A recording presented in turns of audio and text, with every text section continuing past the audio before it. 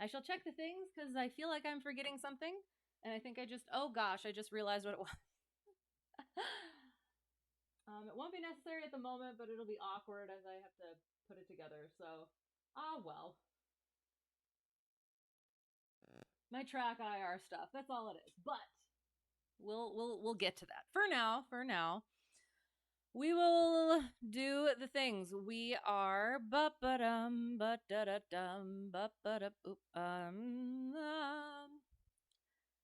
it is. I feel all sorts of confused about things since it's not at all the usual day that we do this. But haha, yay, we're back to the things. But this needs to be IFR, and we have to ATZ. Oh no, we did. We tried last time and things were strange. So it looks like we have these areas at the moment. So they've been on for 2 hours and 45 minutes. They've been on for hour 43 minutes.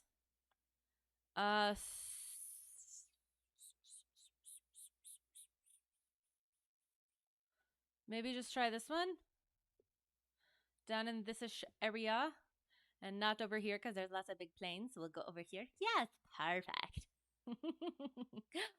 Yeah.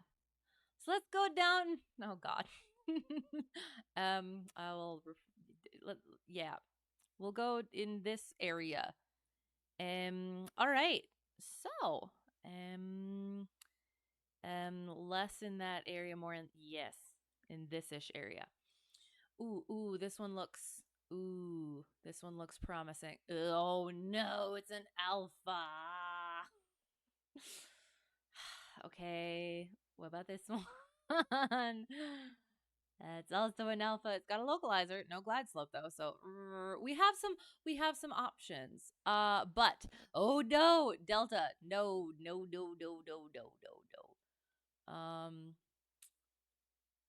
That is not a delta.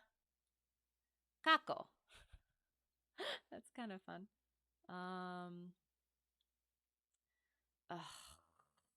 Should we? We should. We should just do an alpha. Blah, blah. Wait, hang on. Let me quick take a look. See here. Oh, that's why. Okay, so if we kind of stay in this-ish area, we'll be fine from elevation stuff. So perhaps, ooh, that would be kind of yucky to go from like here to then like that. That is a delta. I don't want to do the delta. We could. Well, are we? Are we going? Where were we going again? Hang on. Where were we looking? KAQO. Yeah, KAQO. Okay. Let us check to see if there's anything weird, which would make us not want to go here.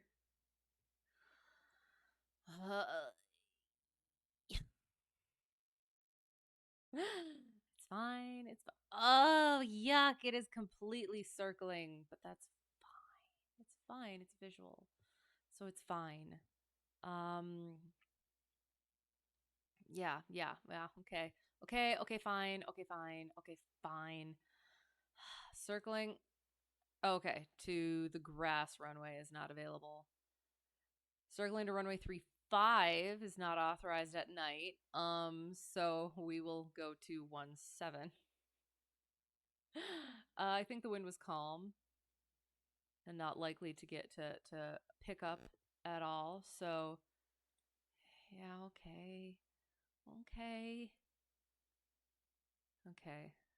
All right. Now we got to figure out where we are starting from. Llano. I am frightened, Llano. Silly. Okay. How about this one? Fredericksburg. Sorry, that was. Sure, why not? So we'd be going outbound in the 284 while also getting dillo like an armadillo. and then going like that. Can I do? Oh no, why won't we just go there and then there? Ah, genius. K28 KT82. Just kidding. T82. Not long enough.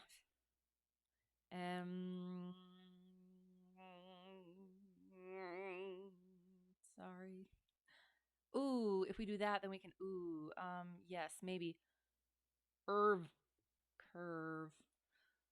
Do not throw us any curve balls. Perfect. Okay, so let us simply. Do we just go like here? Oops, boom. No. Excuse me. Boom. There. And then boom. There. And then we would go do our procedure turn. And I guess we could figure out how we will enter the procedure turn. Ooh, yucky. Hang on. Let me see something quick. I don't. T82. I'm sure it'll be fine. I don't think it counts though, so never mind. Kerrville. Kerrville it is. Okay. So we have our route. We have our initial airport, our destination airport, our departure airport, our destination airport, our takeoff minimums. There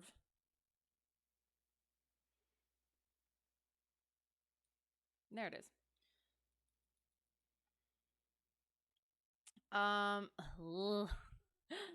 Takeoff minimums. Runway 3 again. We'll figure out where we're taking off from. 0 degrees at 0 knots. Let us see if we have any. What's the word? Calm wind runway. I do not see one, but usually, from what I've heard, it is the one mostly north. 30. Yeah, 30, because then we can turn right and head straight to our VOR. Excellent. So that is our plan. So 30 standard with minimum climb of 215 feet per nautical mile to 2,300 or 1,300 feet, 3 statute miles for visual climb over airport. For visual climb over airport, obtain ATC approval for that when requesting IFR clearance. Climb and visual conditions to cross Kerrville, Muni, Lewis, Shriner Field at or above 2,800 before proceeding on course. Oops. No. There. That is one of the things that I need to go over at some point, is the visual climb over airport. But for now, we will ignore it. Oh my gosh. Loss of the obstacles. Mainly from runway 3, it appears. So, runway 30. Vehicle, tree, poultry, building, lighting. Fence, vehicles, trees, poles, building, trees, and tree. Excellent. Avoid the trees. Plan is going to be, we're going that-ish way and that-ish way. So 4,000 we'll just go with. Yes. This sounds like a plan. 4,000. I like it. So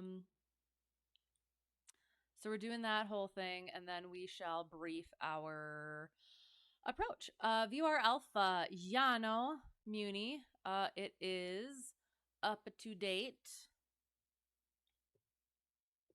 Llano, Texas, VOR-TAC 108.2, approach course 089 degrees. Runway length, not available. Touchdowns on elevation, not available since it does not go to a specific runway. Airport elevation is 1102.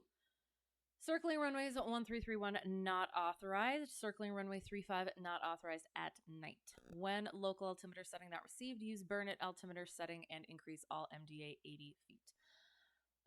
Again, we were thinking of doing these flights at night to simulate more instrument conditions, but we shall see about that. Missed approach, climb to 2200, then climb to 2200, then climbing left turn to 500, direct Llano VOR-TAC.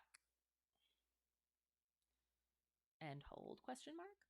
Special Sunday edition. Nice. Yes, it is. It's going to be a busy week for me this week. And I was like, I don't know if I'll be able to get the stream in on Tuesday. And then I don't know if I'll be able to get it in on Thursday. So I'm like, we're going to do it today. So hello, how is it going? Hope you're well. So yes, it is. It's a little bit weird. I kind of forgot that it was Sunday, and then I remembered it was Sunday, and then it was, it is. It's just, it's a strange sensation, but we're working through it. Yes, did that part. So yes, our MSA is 3,700. So what we're gonna end up doing, yeah, we'll figure that out in a second.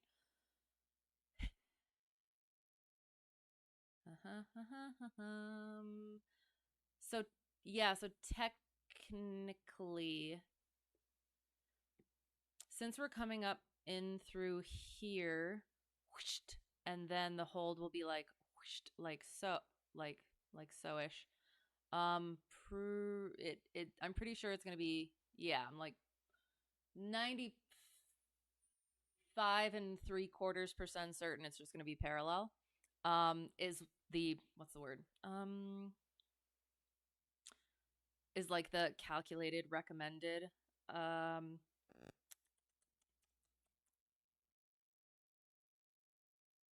and entrance into the hold. We can draw it out in paint. But yes, that is what it would be for now. Or that is what we can expect-ish. So we'll come through here on the VOR, into the VOR from here on the Victor Airway. We can parallel 089er on the 269er radial. We'll turn around and come in like so on a -30 is a 59-degree heading to re-intercept the VOR and turn one. Actually, no, sorry. We wouldn't have to do that because the procedure turn counts as our hold to enter, get onto the approach. So then we do our procedure turn above 3,500. Once we cross over the VOR-TAC again, that's our final approach fix. Then we descend down to our circling minimums of 1720. And then 6.5 DME is our missed approach point. Where we then go straight ahead, climbing 2200, left turn to 3500, back to the VOR. But if we are able to land, we cross over the runway and circle into 17. Because again, if we are doing it at night, 35 is not authorized. Yes. Quick thank you for the free MSFS plane. Oh, for the Wednesday stream. Yes, got that for Team Tomcat. Is it fun? Your son have been begging you to play it. Oh, so it especially made his day. That is so awesome. I'm so glad. Have you guys been flying it? Oh, I'm so happy. Yes. Congrats again for winning. That's so good. It's fun. Yay. Oh, that just made my entire week already. Like, week has been made. I'm so happy. You're flying a lot. Oh.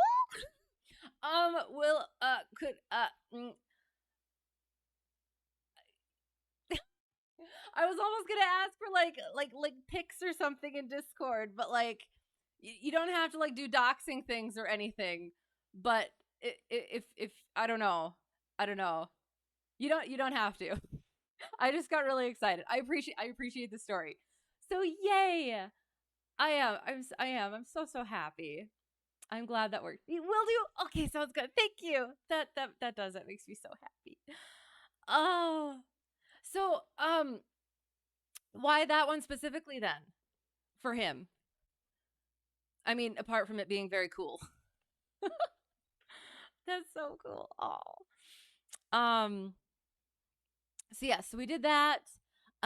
We should file our flight plan. I think that's it for now. Filing of the flight plan. We're gonna try it this time again. November Hotel Tree 1 Delta 1. Aircraft type C152. Light equipment Alpha. Departure, I don't remember. Curve. Off block. We're gonna try and make it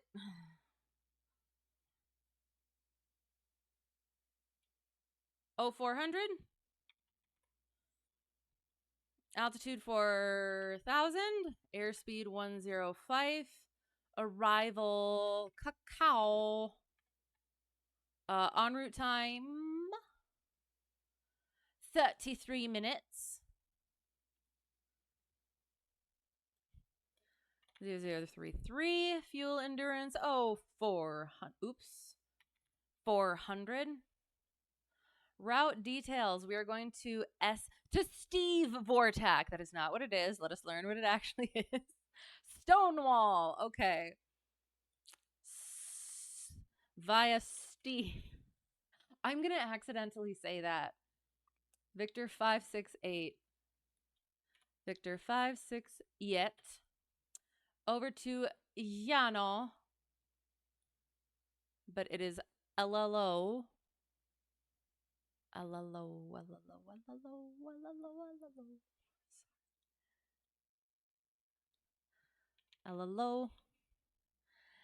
No to VATSIM. Get out of jail free card. Sorry. Okay. Remember, Hotel Tree 1 Delta 1 IFR C152 light for our wake. Equipment Alpha. Departure ERV off block 0400. We're just gonna say 0415 to be safe. Question mark. Altitude 4,000. Airspeed 105. Arrival KAQO. En route time 33 minutes. Fuel endurance or 0400. Okay, I should say. Where are we actually? From Kerrville to Stonewall, Victor 568, Llano Vortac, and Llano Airport, Llano Muni. Okay. There. Okay. Let's do this again. It is not Steve. It is not Steve.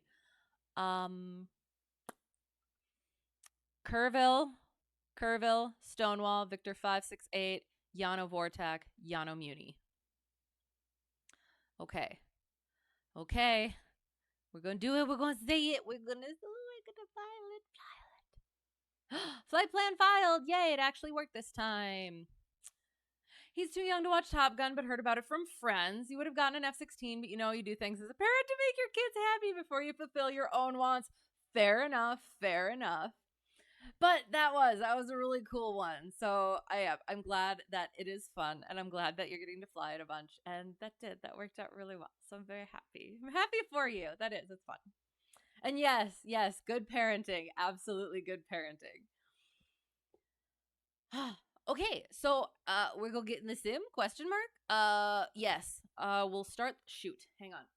Now the awkward part comes in. Yes, look at the beautiful clouds. I forgot to put up my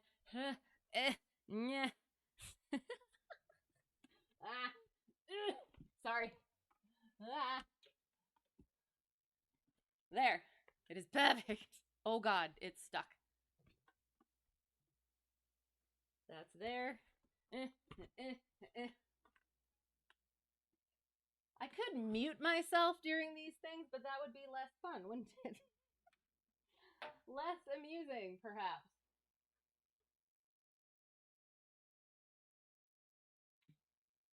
Ugh. Sorry. There. Are we good? Is that all we needed? You can confirm my flight plan is in the system. Yes! I don't know what happened the last time. But it is. It's good now. We are on track this time. Ha ha ha, on track. But plain jokes. Plain. Oh, it is only Sunday and it's already like I'm sorry. Wee. But yes, I am. I'm still trying to get a better sleep schedule.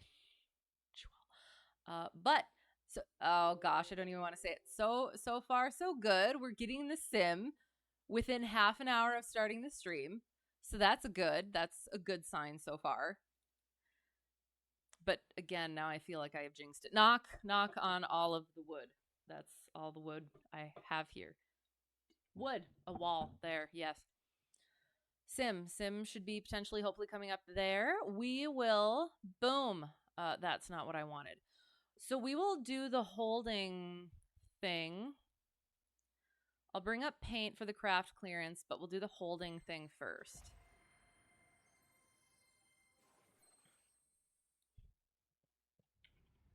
Oops. Oh, shoot.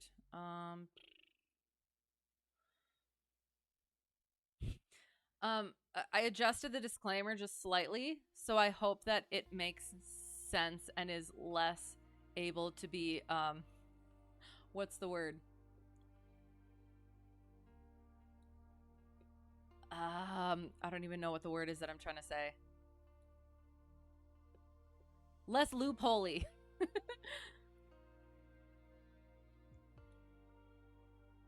Paint. Okay, so for our hold, we are coming on. Hello. Mustafa, thank you for the raid. How is it going? How is your stream? What were you doing? Welcome. Wait, it's Sunday. You were doing karaoke, were you not? How did the karaoke go? Welcome, everyone. Moose Heart. Moose Raid. Hello. Good to see you all. Well, we're just about to do some learning. Not some learning. Holding. Going over holding pattern things. That was a very terrible slip of the tongue. No learning. So yes, so that's what we're about to do now. I'm gonna draw terribly, and you're about to meet oh god, what is his name again? Perryllel the Holdapus.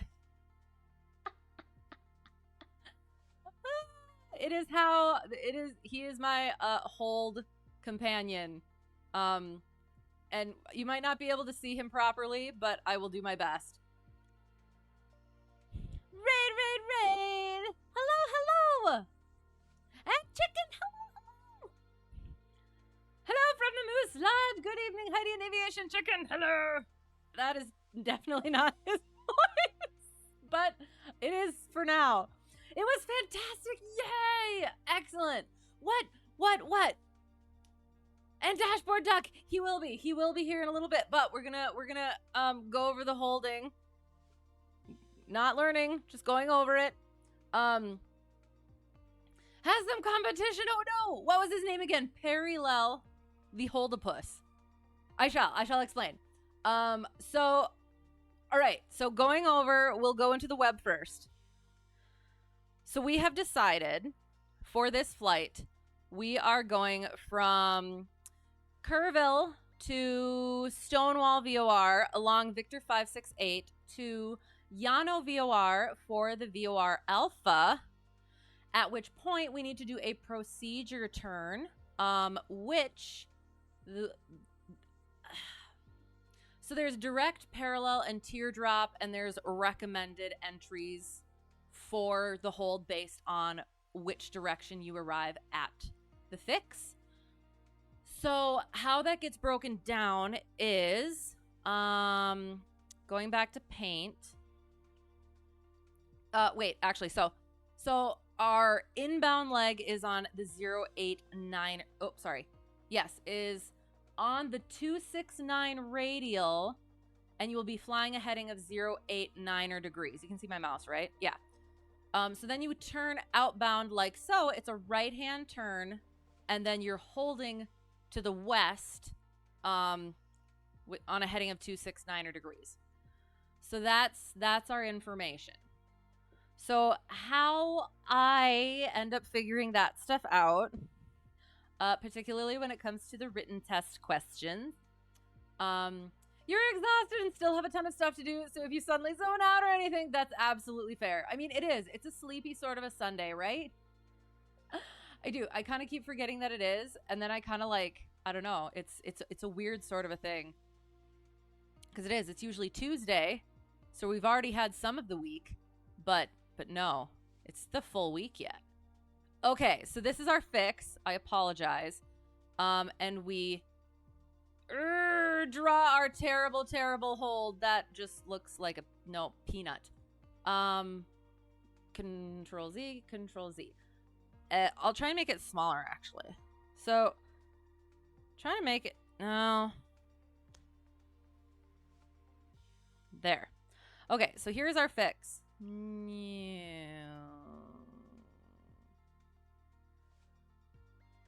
That's not horrible. Okay, perfect.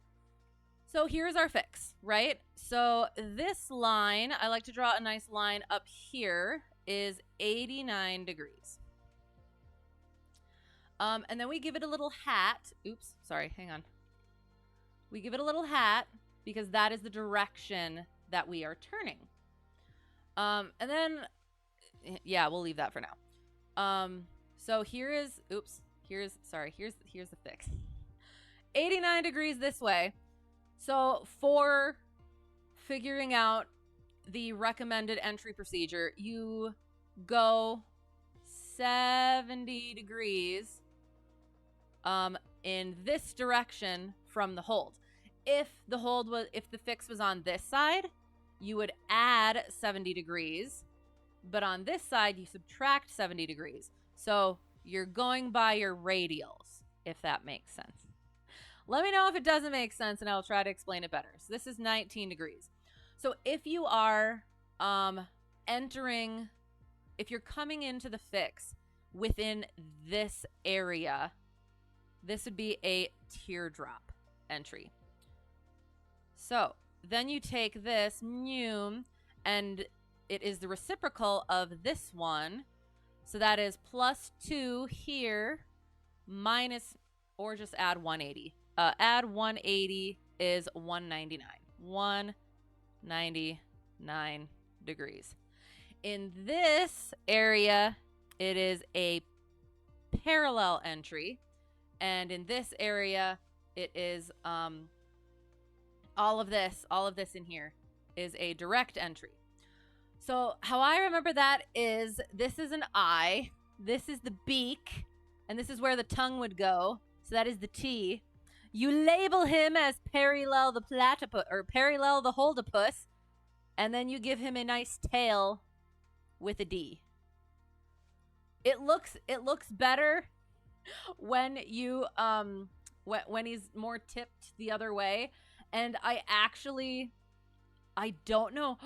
Maybe I do have it. Hang on. So yes, we'll continue. Oh, and then this is his little hat, remember. So I actually colored him and everything. I might have him on my computer. I will look for it in a second. But first we're going to figure out if I was correct that we are going to enter that hold parallel wise. Not for you, it hasn't been. Not a sleepy Sunday. Okay, oh no. I hope it was a good, not sleepy Sunday, though. The fix is a ball of lint, pretty much, yes. Had lots of songs you really like and you had to sing along. Had to or got to. What are you looking at? This is Perryllel the Holdapus, the abstract minimalist version. I have the images somewhere where I actually did all the things, but yes. Yes, it makes more sense when it's all colored and he's upright and stuff. A horrifying mistake of aviation nature. Also accurate. Looks like a potato with an aileron and a headlight. Ooh, it does as well.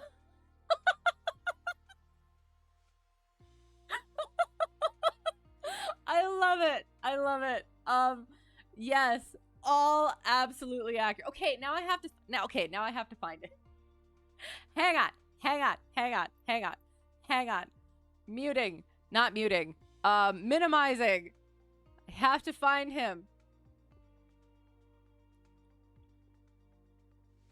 Okay, where am I looking? This PC.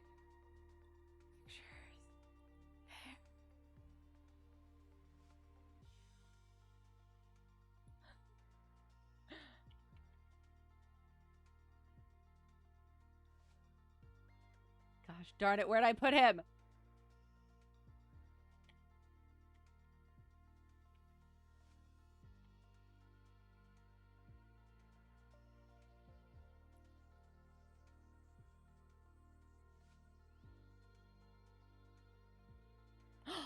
I've had a thought. It might be easier. Hang on. Let me make sure my web is down.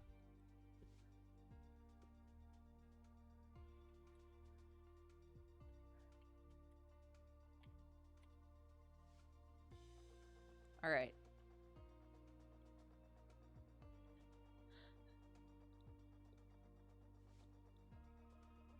Nope.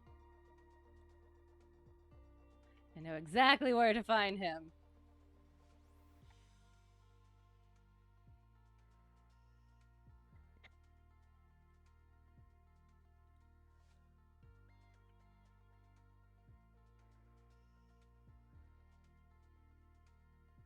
Oh no!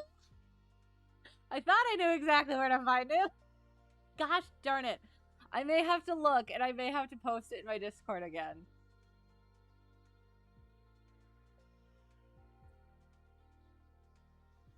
I must have done it from my laptop. Gosh darn it.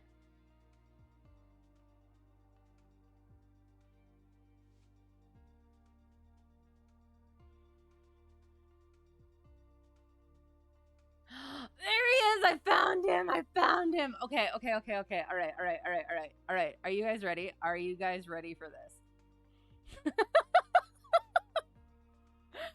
Oh god. So we're gonna put I have to present this in the absolute best way. All right, here we go. So, are you all ready? Are you all ready?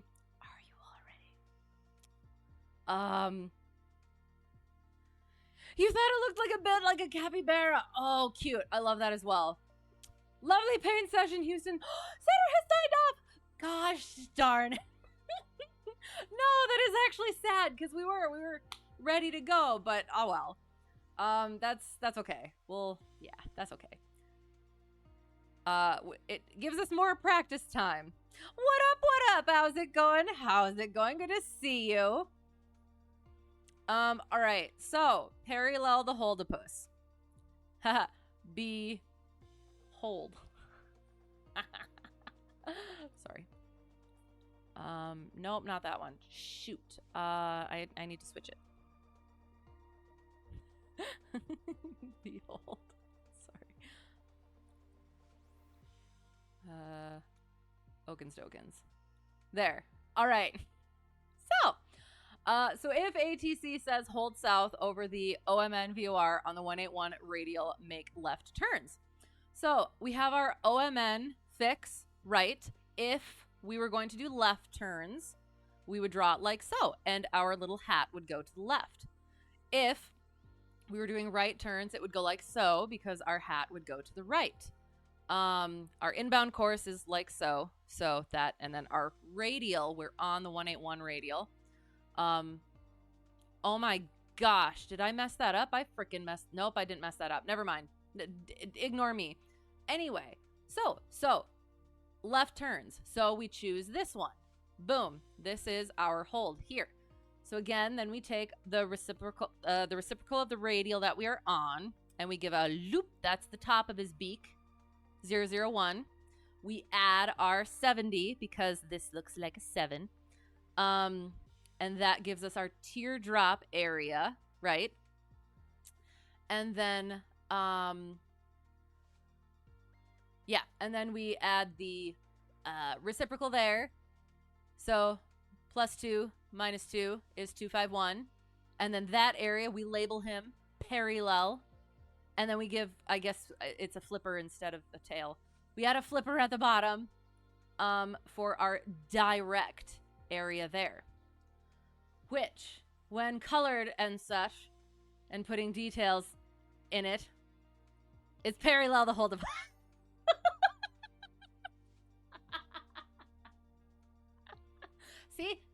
See? T for tongue. There's his beak, his hat. Perryllel for our Perryllel, the Holdapus, trademark. And then his tail. Now, again.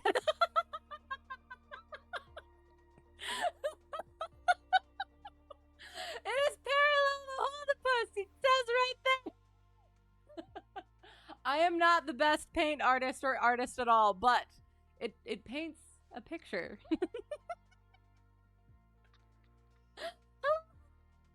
Good to see you.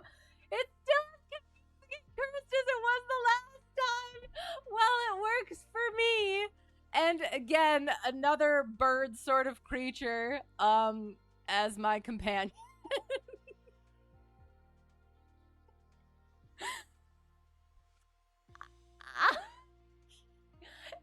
He makes total sense. What are you talking about? Picture of the aviation nightmare. The real nightmare is having to figure out entrances to the holds without Perryllel the Holdapus. Yeah, that's right. That's right. Honestly, I do it the same way every time, and I get it. I get it that way. So, maybe it is. Maybe it's just one of those things that only works for me. But it works for me. Oh, God. I gotta switch that now. There. We'll go like that. So, yes, there was your nightmare fuel for the week. I guess. Oops. Hang on. No. That one. Yes.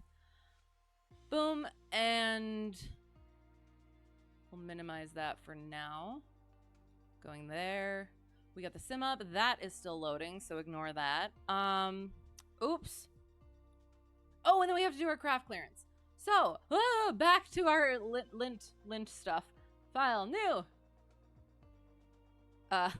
Should we save it? Let's just make a new instance of it, shall we? But why?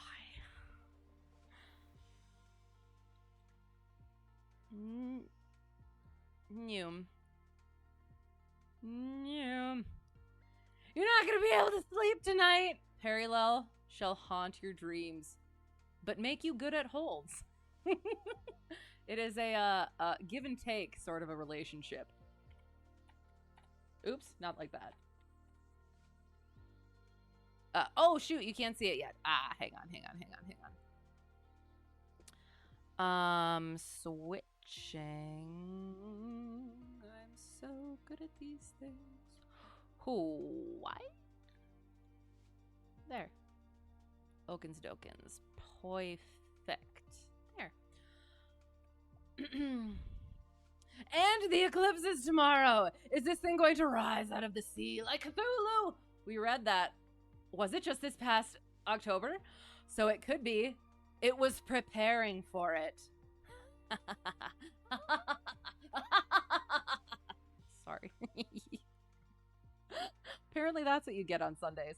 One day, you may find yourself on a plane that's in trouble with the pilots incapacitated and no one aboard who knows at all how to fly. and you have this horrible feeling that the only things you'll be able to remember are where the emergency crank for the landing gear is likely to be, and that picture. Hey, if your plane has to enter a hold, you will know how, maybe, or you will have an idea of how to figure out how. You just might not be able to figure out how. It's there, but it's not there. You took your 182 out yesterday and did 12 laps in the pattern. How did it go? Was it very fun? Wasn't it getting the avionics put in it, or am I mistaken? It's just an eclipse. Is it? Are you sure about that? Dun, dun, dun. You never know. You'll never know. We'll never know. It's always just an eclipse. It's always just a thing. Until it's not.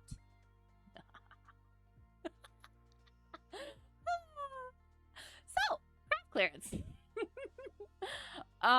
We are going to KAQO. KAQO. Right? We're starting from KERV. Going from KERV to Steve, which is Stonewall. So Kerrville to Stonewall to Victor 568 to Llano VOR to not KAQO. KAQO. New. Oh no, that goes a little bit long on the screen, but whatever. You know what I mean. Altitude is going to be whatever they assign us, and then expect 4,000 some minutes after departure. Frequency is whatever it would be.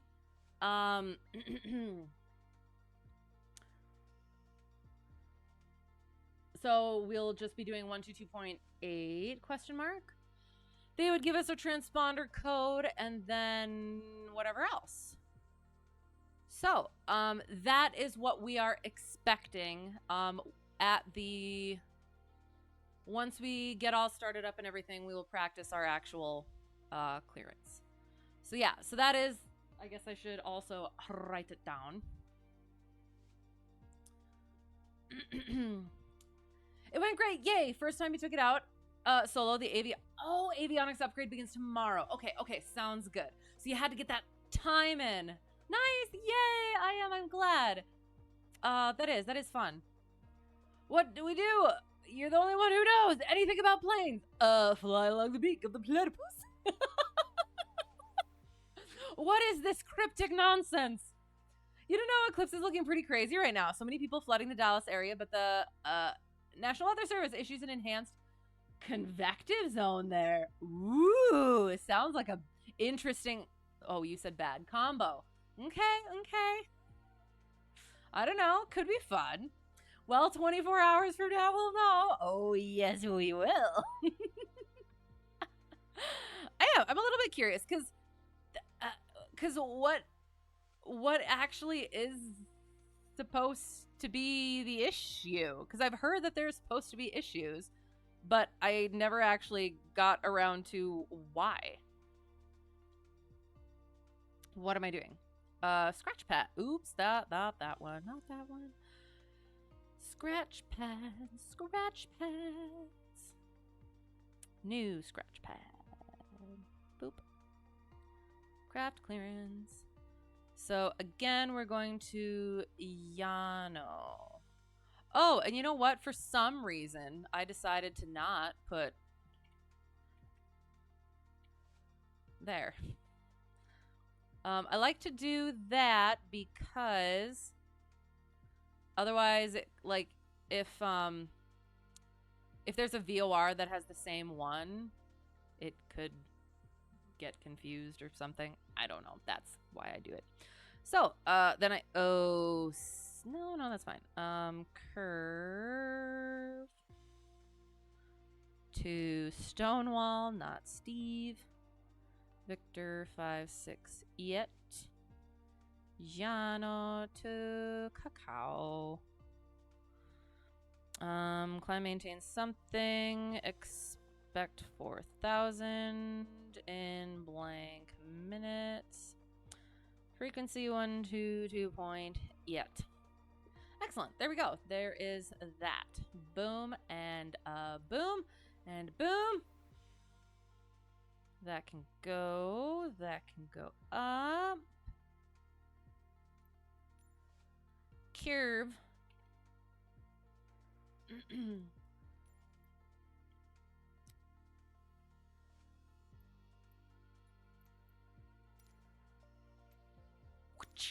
There. Oh. All right. Oh, and I have to do the thing. I checked all the things. We did all the things. Have to do the VATSIM thing. Oh no. I'm seeing some. Oh shoot! I keep forgetting to update VATSIM. Oh, thank you for the follow. Honoree. Honor, yay! Have I pronounced it correctly? Let me know if I didn't. But otherwise, thank you for the follow. Appreciate you being here and for putting up with my shenanigans. I promise I am a perfectly competent pilot. At least in the air.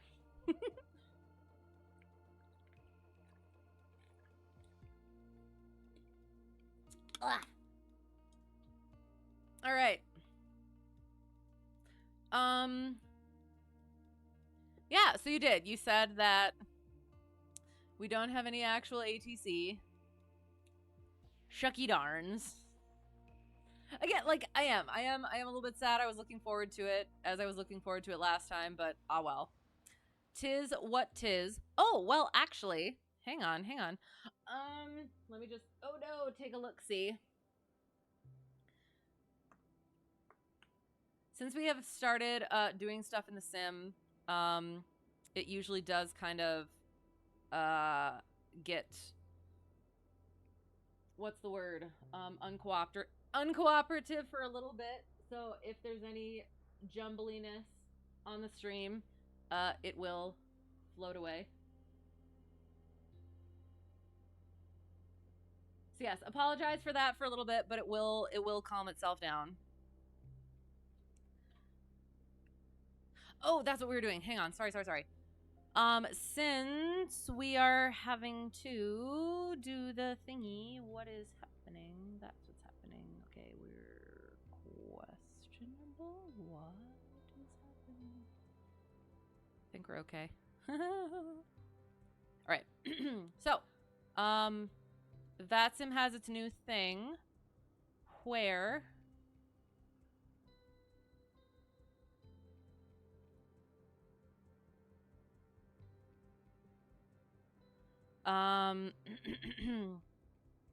we have to actually do the correct CTAF, correct? So, oops, you can't see it. Hang on. Boop and a boop.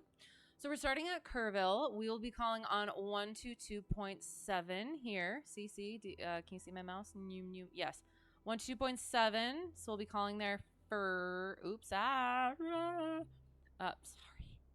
And then 123.05.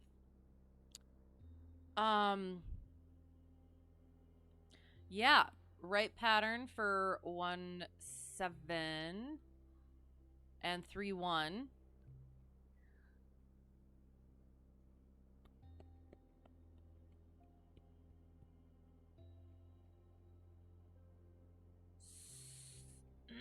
Since it's a circling approach,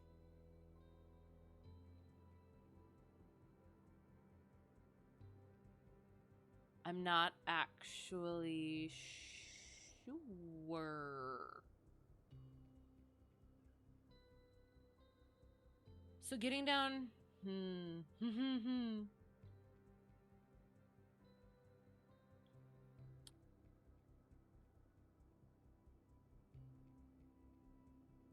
So getting down to 1720 by like at least a mile out, so 5.5 DME. then we'd be able to do a right pattern in for 1-7 instead of crossing the field.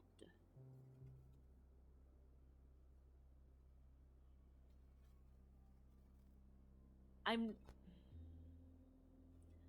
not sure actually if we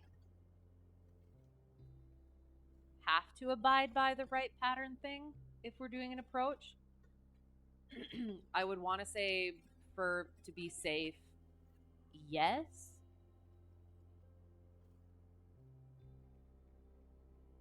So that's what our plan will be, is to get into a right downwind. Yeah, we will. We'll plan for that. What were we looking at? Oh yes, our CTAFs. So that was 122.7. I'll actually... Oops, that's not what I wanted. 122.7. And then 123.05. All right. Ready to fly. Except general options. Freaking windowed. I don't know. I don't know why. I don't know why it does it every freaking time. Resume. Okay, let us do our pre-flight.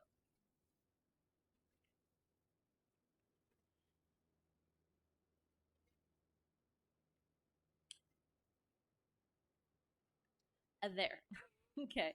Oh, look at the stars.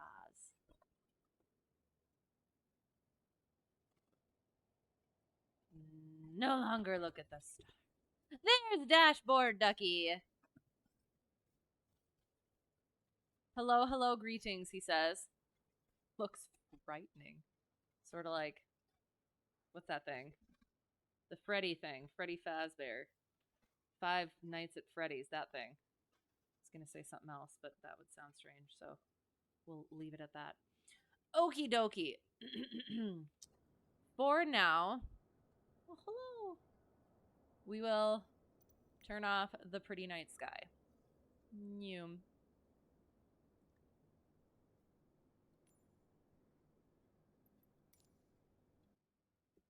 And we will do our thingies. So hobs.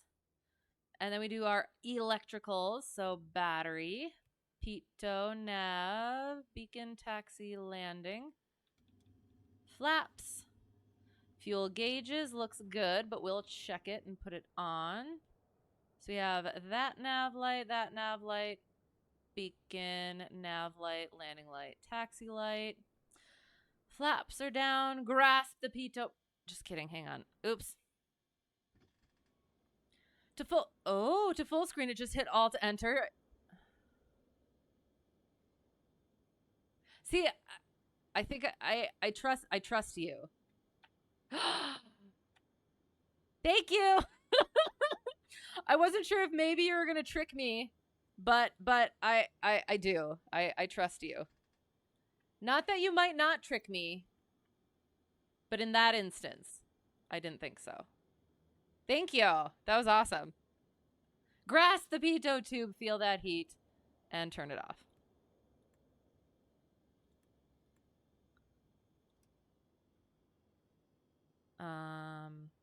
Control the space.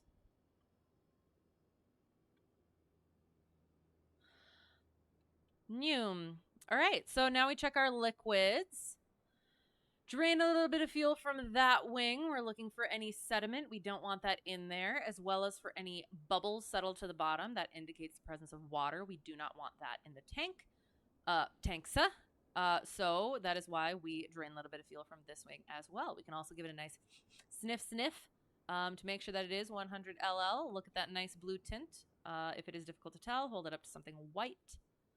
And then, yeah, dump it out somewhere good. And then drain a little bit of fuel from the belly if that is where if you have another one there. Otherwise, there's a strainer in the cockpit or by the oil, the dipstick. And then we visually check our tanks. Hello, greetings. Moonwalk. So let us, oh, actually, I don't know if I can fill the fuel in the iPad. I can fill the oil. Speaking of, let us check the quantity of our oil. Maintenance, 6.5, looks good. Excellent. Pretty sure I can tell when you're in a mischievous mood or not by now. I think so. That's why. Like, I do worry sometimes about people telling me to press keys and stuff. But, like, yes, I do. I think I can get a sense of you at least by now. I hope so. I hope so. So, yes, we checked our oil, made sure that was good. We visually checked. All of our liquids are completed. So we check our static port, avionics vent, cockpit vents, pitot tube, drain hole, stall horn, leading edge of the wing, give the wing a little wiggle wiggle. Then we raise up our aileron, check our bolts, 4 bolts, wiggle the rod, 4 bolts, as well as make sure that our, I don't have the yokes on. There we go. Yoke turning that way. Flaps connection, rod connection, tire,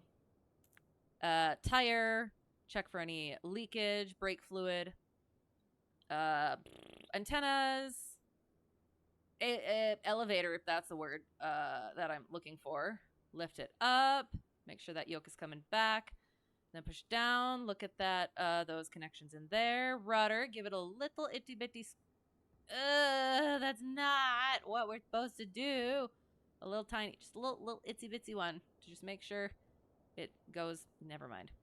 Lift it up on it to make sure it's connected to the vertical stabilizer. Check those connections. Same thing on that elevator there. Trim tab, look underneath. So yes, that's one of the things that I've been noticing, which makes absolute sense. And honestly, I don't think that I ever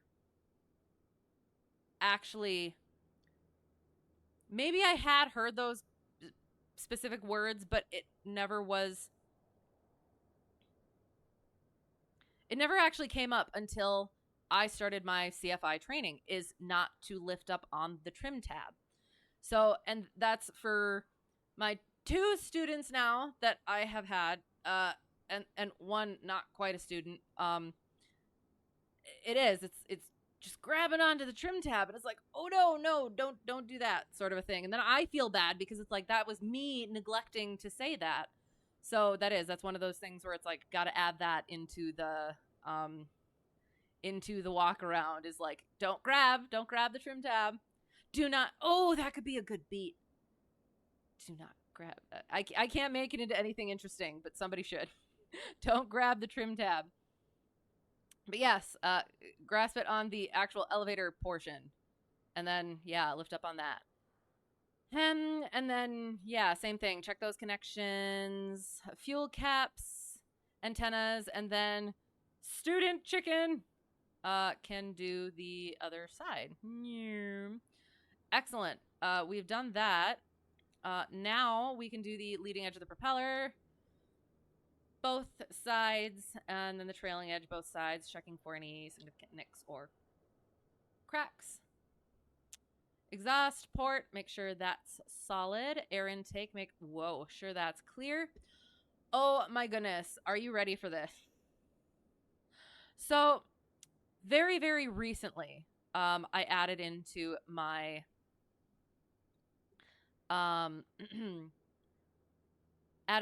walk around the shimmy damper. And since I did, my friend instructor introduced me to it, and I must have misunderstood. I am making a point, and you're in my way. There. Okay, fine.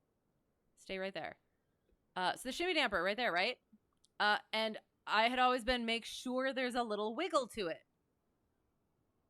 So I'll tell a story of why we were going on a flight later, but I was with for instructor again. If you go in front of my, okay, thank you. I was going on another flight for instructor in a different aircraft, and I checked the shimmy damper and it wasn't moving. And I was like, isn't there supposed to be movement in the shimmy damper? And he's like, no, there's not supposed to be movement in it. And I was like, but the plane that we usually fly has movement in the shimmy damper. And he's like, well, yeah, there's not supposed to be movement on it, but most aircraft do. And I was like, I have been doing it wrong this whole time. So yeah, that was fun. While you have it on the brain, Alt Space brings up a menu that lets you maximize, minimize, and move the window around with the arrow keys.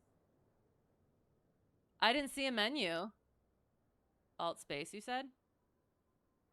I kind of don't want to mess with anything because I would break something. But I would like to remember that and play with it next time. Or like later. That sounds interesting. Are you supposed to like hold the keys down or something? I'm curious. So yeah, so shimmy damper is not supposed to move. For anyone who didn't know that, me. Yes, and then clearance for the nose wheel, 4 fingers or a fist. Again, make sure the tires all look good, and then look at how pretty. Make sure she looks solid. Most excellent. So, yes. Mostly useful because Windows has a bad habit, of spawning programs off screen. Why? Also probably won't work now in full screen, but anything windowed it should work on. Okay. So you alternate the space. I will hopefully remember it now. Because I know control the space, at least in here, puts me where I'm supposed to go. So if I want to alternate the space, I should... She got them Heelys! God, I'm old. Yeah.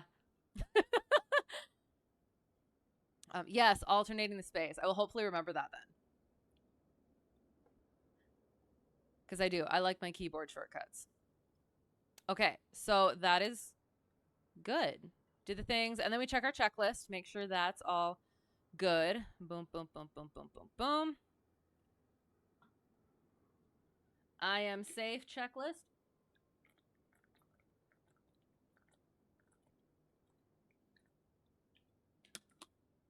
I hope you can't hear that because I'm sure it's very charming.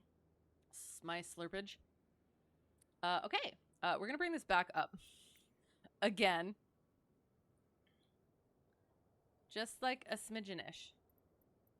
There. Okay. So now you're going to be a problem there. She did it again. Shift P. There we go. Oh, holding the brakes. Don't mind me.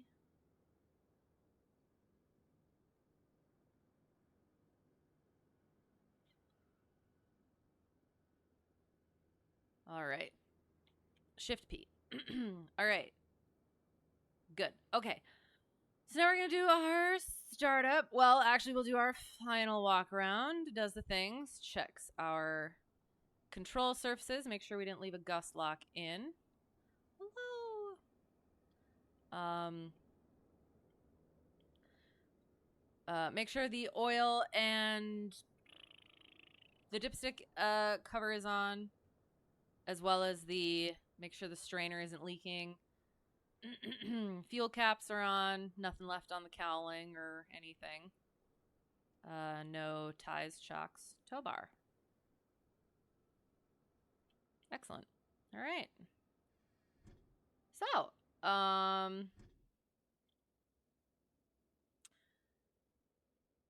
no talking during takeoff and landing. Seatbelts on at all times. Exits out the doors to the left and right. For now, make sure they're shut and locked. If we are going to hand over the controls, if I'm going to hand over the controls to you, we will have a positive exchange of controls where I will say you have the control or your controls, and then you'll say my controls, and then I'll say your controls, and we will visually verify as we are saying those things.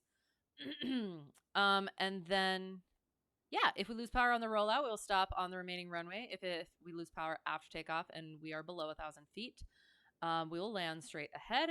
If we are above 1,000 feet, we will consider turning around, landing back on the runway. We do have calm wind right now, as far as I saw before, so it is potentially more likely that we may do so. So, now we do the things. Seat, track, bag and lock, chicken.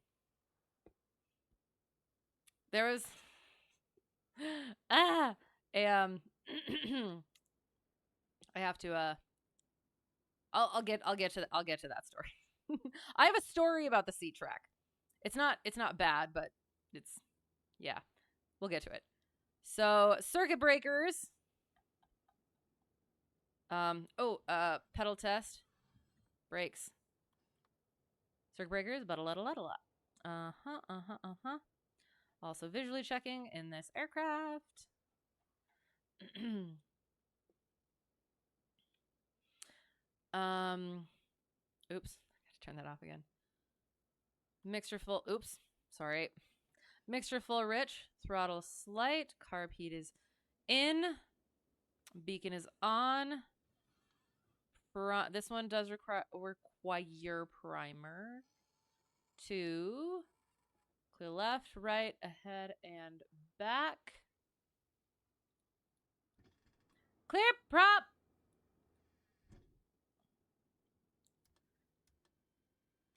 Hand on the throttle. Oops, the other way, thank you. Come on. Whee! And then we do our avionics, so nav lights. We will be putting our taxi light on soon-ish. I can't see anything. Oops. Ah! Sorry, pressing buttons that I shouldn't be. Okay. And then our flap. Wrong button. Flaps go up. Sorry.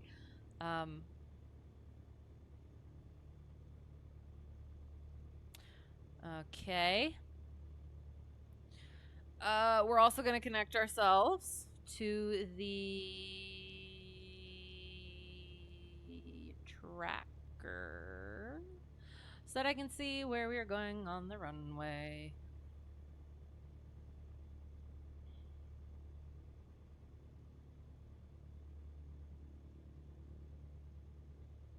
Oops. 4,000 from KERV to Stonewall to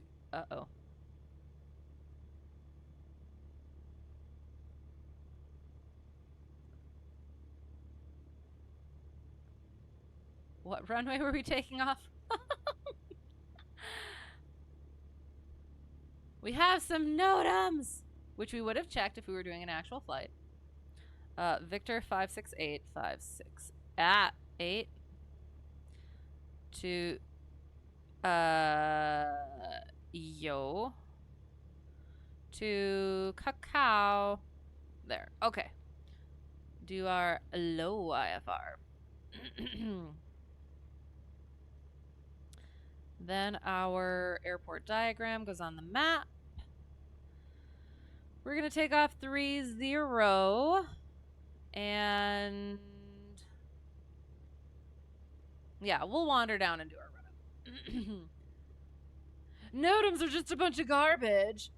According to, was it the NTSB guy? Which guy was it? FAA guy? It was one of them. So I put our mixture out just a little bit because this airplane does not like to run full rich on the ground. Yeah, NTSB guy. I mean, that's the thing, is like there are significant ones and ones that you really need to be aware of.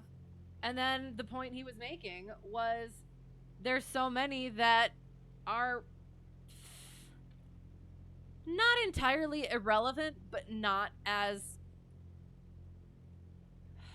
urgently necessary as the other ones. So the ones that you should actually be aware of get buried beneath relatively less necessary ones. Information. Yeah. Yeah, that.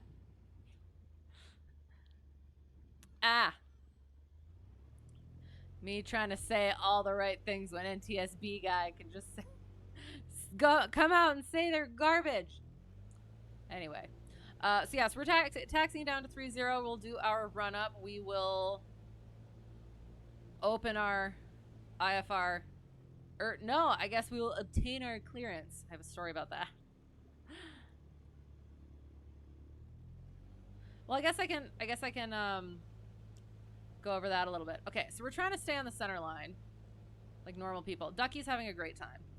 Oh, and I guess I should turn those off so I'm not cheating when we're in the air.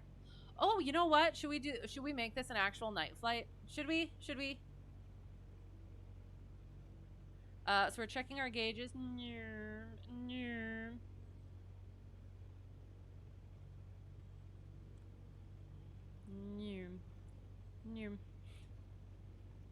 All the things look good. Speed looks good. Speed's not coming up or doing anything strange. Attitude indicator is level. It is not showing turns more than 5 degrees when we are going left or right. There's a word I'm looking for from that instead of that. Our altimeter we'll get with our weather down at the end. Our turn coordinator, the plane is showing a turn in the correct direction and the ball is in the opposite direction. Heading indicator is not spinning or doing anything strange. And vertical speed indicator is not... there is! What is the word? It's not diverting, but it's not... Oh, I can't think of the word.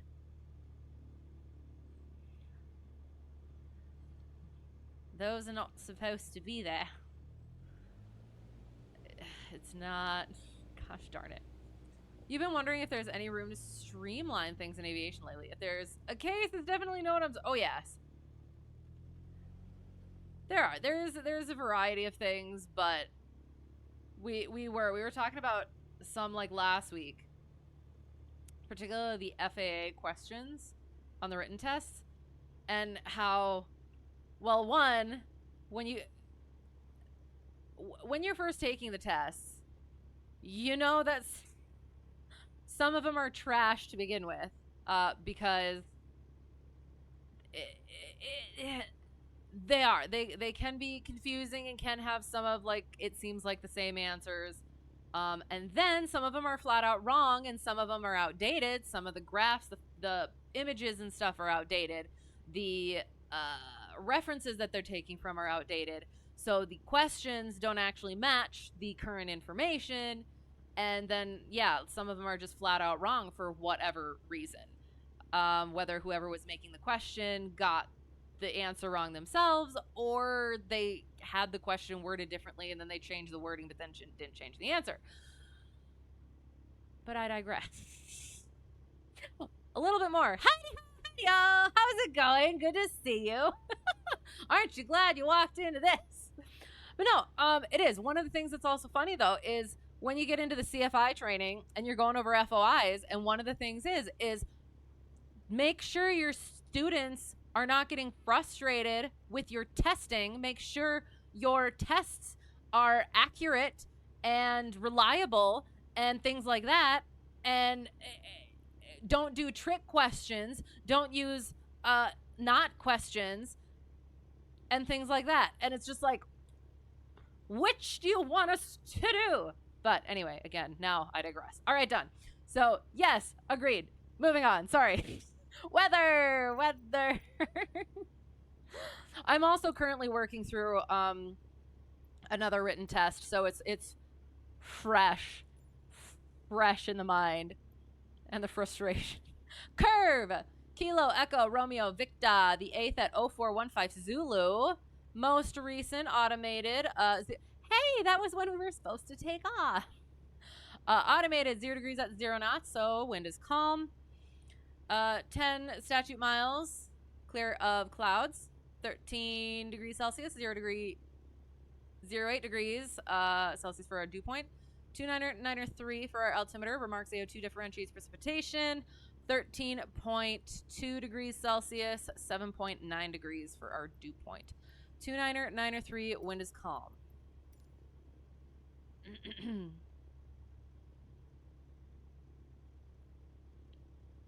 Okay. Oh, we also frequency. Oops. 122. That was our frequency for our next 123.05. Sorry. 3.05.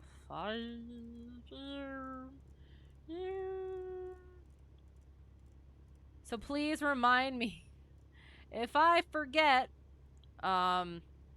That's our second airport, our destination airport frequency.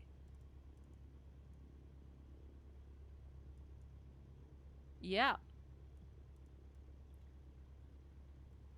Departure frequency.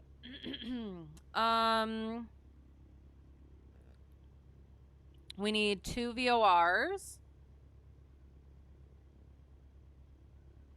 We need Stonewall 113.8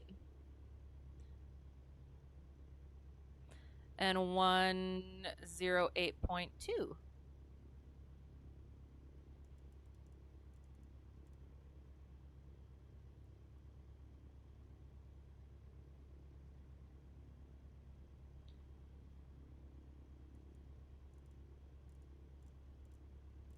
Oops.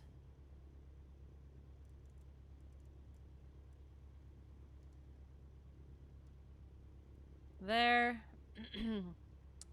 And we'll do both just to have them.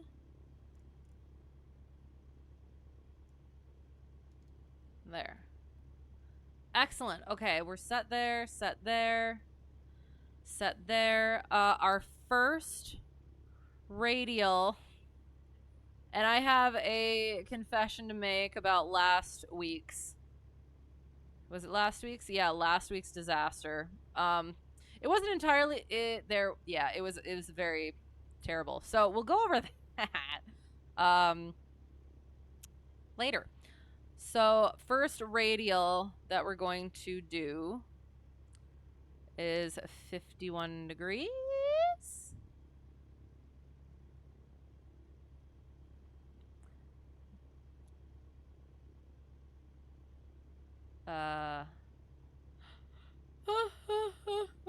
Oh, sorry.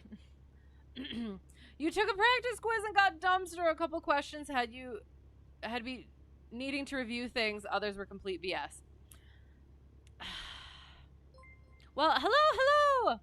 Thank you for the follow, Vex Freeze. Appreciate you putting up with me and my shenanigans. What am I looking for? Sorry, hang on. 05, that's what I'm looking for, because I know how to read this. Yeah, the thing is there is a lot of that in the tests, but then there is also just, and I guess, I don't know, on one hand, I don't know if they're necessarily trick questions, but some of them you do have to read very carefully. So I don't want to say that they're all absolutely horrible, terrible, but it is. It's such a significant thing that should be something that is addressed more than it is, but I don't know. They do make changes, but then I don't know. I don't know why it has to take that long.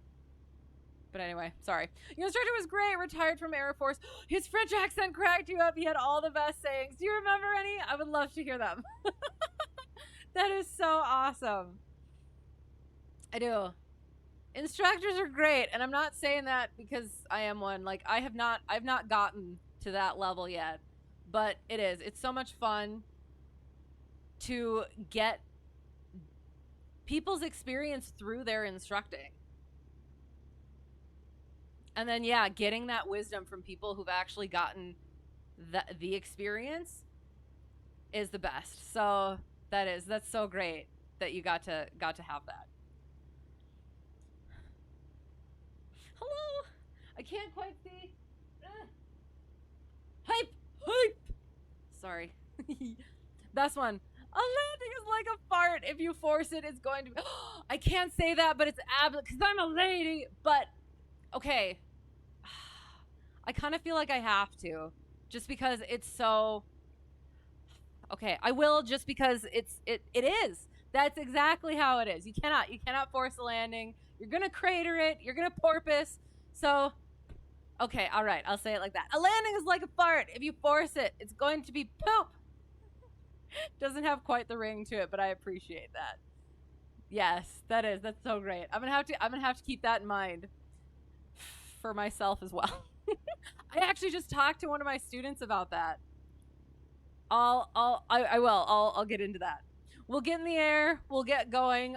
And we will potentially, if we have enough time, just flying along the Okay, hang on. Actually, one thing we are gonna quick do. We didn't talk about changeover points. We talked about it last time, just a little bit. But so world low. We are here, right? So we're flying here. We're gonna fly to our this thing, VOR, and then we are going to be flying between these two VORs. Where are we going to switch over? We are going to switch over if there is not a changeover point, which is a symbol that looks kind of actually like our track. Not really. I'll see if I can find one. Changeover. There, perfect. This one right here. So between these two VORs, this is our changeover point. I'll zoom in a little bit. Here's our changeover point. So it's 101 DME this way and 64 DME this way. If this symbol is absent between two VORs, you just do it at the halfway point. So you take this box here, because this box is the full DME between the VORs. These little numbers, 1818, are the different distance between the fix, between either fixes and the VOR, just of the section that they're on. So 18 here, 18 here. So the halfway point is just this fix here, KERV. So yeah, so this number here, again, 18 between the VOR and the fix. 7 between these two fixes. 26 is from the VOR to the fix here. So this total. So 18 plus 7 is 25, but it's probably something like 18.5 and 7.5. And that equals, I don't know. However, that's figured out, but it's 26 from the VOR to that fix for the total, if that made sense. And then again, 32 to this fix for the total from the VOR. Yeah, that thing. Anywho, so we'll be changing over KERV, 18 DME. And whoa, this place has a lot of VORs left. Oh yes. We are down in the tippy tip of Texas. So now that you say that, do they have the MUN thing down here? Since they have so many left, is that a criteria that there has to be a certain few of them in order to have a MUN designation?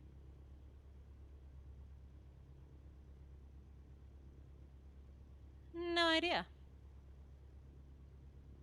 But yes, we are. We're going to be able to go straight VOR, straight. Oh, and then we forgot to do this silly little taxi light. Gosh darn. Oh, oh, shoot. We also, okay. We have to get on VATSIM too. I almost forgot. We don't have to talk to ATC unless they decide to come back on. But, yeah, for now we're good. 1617 is our elevation, so we're pretty close there. We are within 75 feet one way or the other, so we're good. And then now we just take a quick see. Make sure everything just kind of looks normal for now.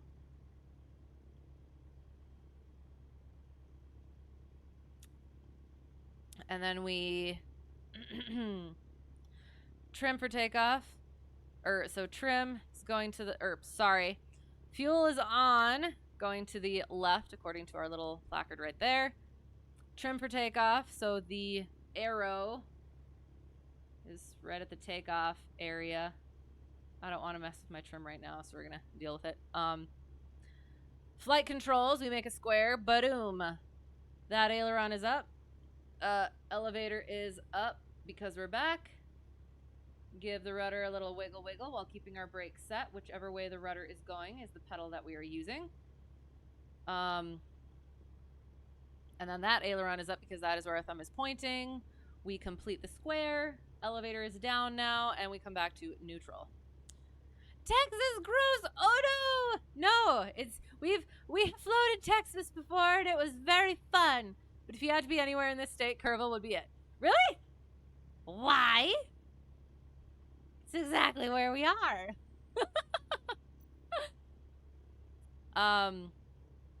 That's quite serendipitous.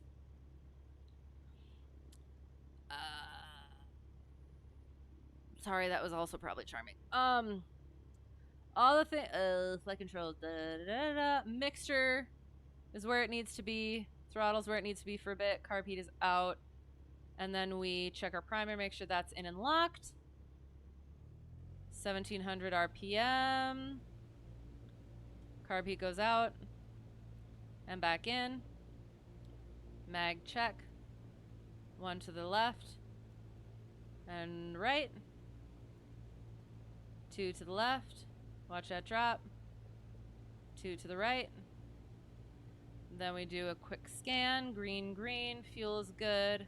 Looks good, looks good, looks good. Straight and level centered. No movement. Level. No movement. Where it needs to be. No movement, no movement. Good, good. Good, good. Ah, I always miss the little vacuum right there. Vacuum, ammeter, all the way back around. Idle check.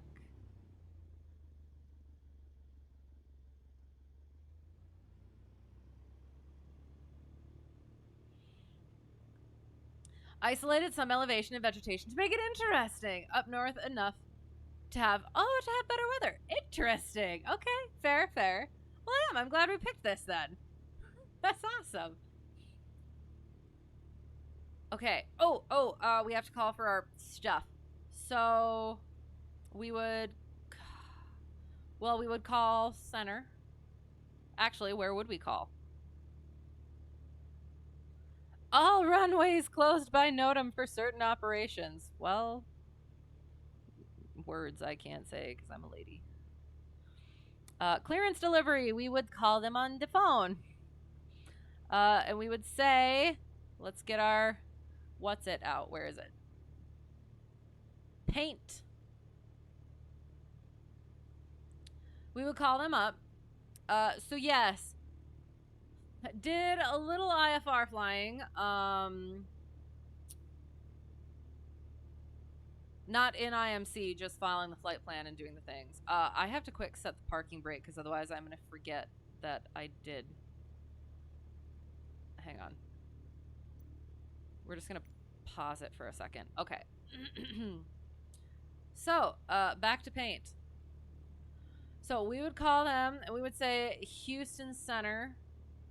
Again, we're on the phone, so it's going to be less formal or whatever, but we'll just go over it like we were just calling them up. So Houston Center, Cessna Hotel Tree 1 Delta 1, on the ground at Alpha Quebec, just kidding. On the ground at Echo Romeo Victor, Kerrville, looking for our clearance to Alpha Quebec, Oscar.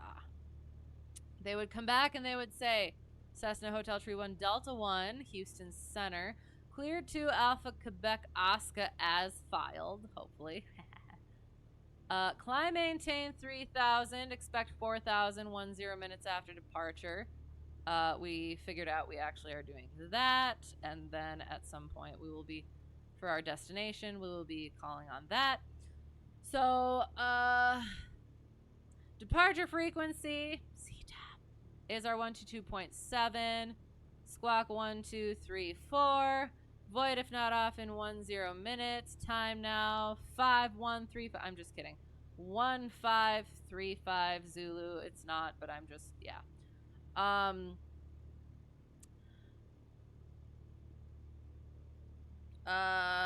Contact us with intentions no later than 1545 Zulu. Yeah. Then we would say back. Cessna Hotel Tree 1 Delta 1 is cleared to Alpha Quebec Oscar as filed. Climb maintain 3000. Expect 4000 10 minutes after departure. Departure frequency 122.7.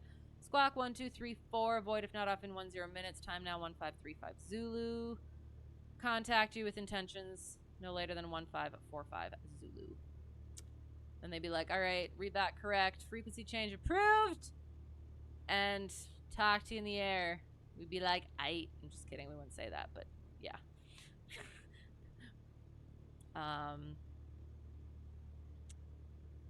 Yeah. And then we would get onto VATSIM. Hey, yo, what? I'm just kidding. No, it's gonna be good. It's gonna be fine, especially since we're, yeah. We don't have to talk to ATC. Let me check one more time. Just so that we're not kidding. Okay, you know what? We were thinking of going here instead. But yeah, we did. We chose over here so we don't have our nice ATC, but that is fine. That's probably okay cuz something disastrous is probably going to happen. Oh, actually we're supposed to be squawking 2200. Aha, I'm glad I looked. Cuz that is we're on an IFR flight plan. Again, this is just a VATSIM thing. On an IFR flight plan, but not talking ATC because they're not on. So, yes. Some serious scribble! Oh, yes. How do people make it look nice? Never works for you. Well, okay, I would argue is not the right word. I would defend myself with the fact that I'm on Paint and using a mouse, but my handwriting looks exactly like that in real life. So I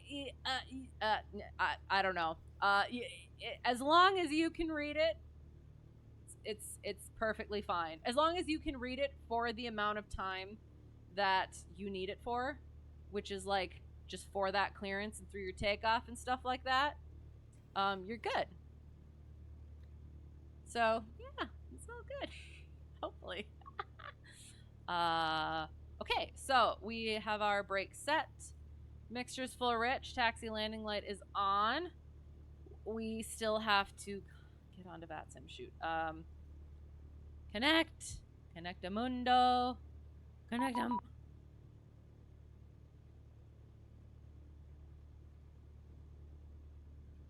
Oh, thank God. There does not appear to be any controller providing clearance delivery services at your departure airport KERV. Please squawk 5114 for your IFR flight from KERV to KAQO. This will aid in your identification by any ATC that may be online later in your flight. That is different. Oh my God, we got a squawk 5114. That is so freaking cool.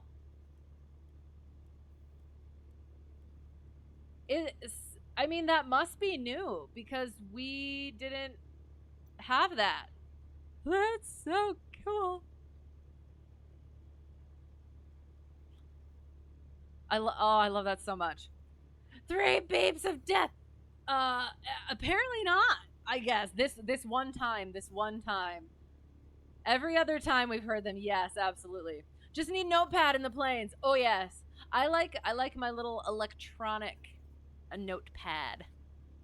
Although my finger is big and chubby, so that's why you get the wide enough screen so that you can scribble as much as you like and still remain legible. Okay, so we are going to taxi up to the hold short, make our call. We are going to be departing.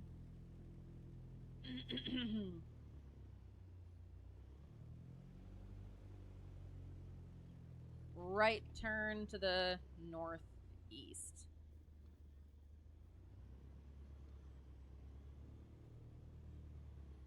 All right. Okay. So I need to remember which button. Hang on.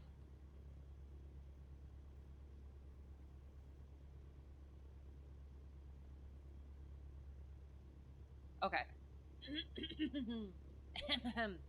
Kerrville traffic. Sorry. Departing 30. Right hand departure. To the northeast.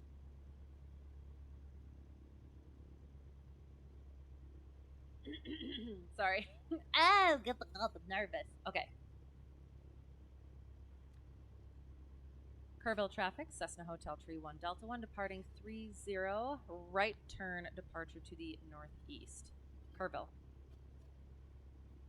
See, but I don't have to hear myself, so that's okay. Automatic PDC is pretty new, so is CTAF frequencies. Right, so I'm glad I heard about the CTAF one, so I am doing it correctly, right? I'm doing whichever one is actually for the airport that it's for, right? And then, yes. The 3 beeps of death into life, I guess. And then control P. Or just P. Gosh darn it. Yep. Okay, excellent. Thank you. See, and that's why this is how I, what's the word? Justify putting new to VATSIM in my flight plans yet, because I am returning to VATSIM and things are new for me, and therefore I am also new. Ha ha ha ha ha. Okay, so checking the things.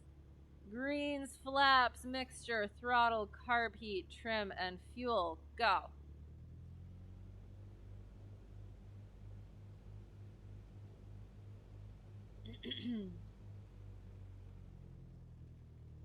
You know what? I kind of want to turn the time back just like a little bit. And potentially get like a night. Well, it won't be a night landing. Because it's got to be an hour after sunset. Oh, well, maybe. Oh, gosh. Hope it doesn't take that long, but maybe it will. It's totally not on center line, but it's kind of pretty, though. Yeah, that should be good.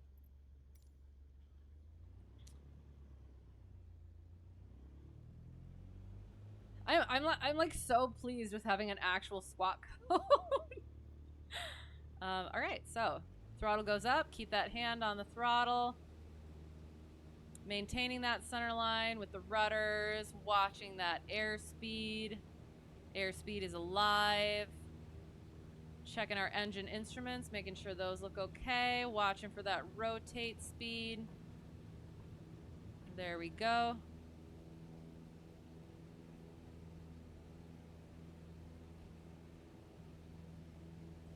Maintain that runway heading.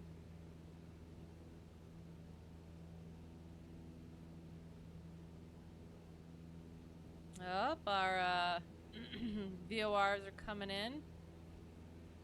So watching for 400 feet. 1, 2, 3, 4. So 2,000, we'll be able to start our turn.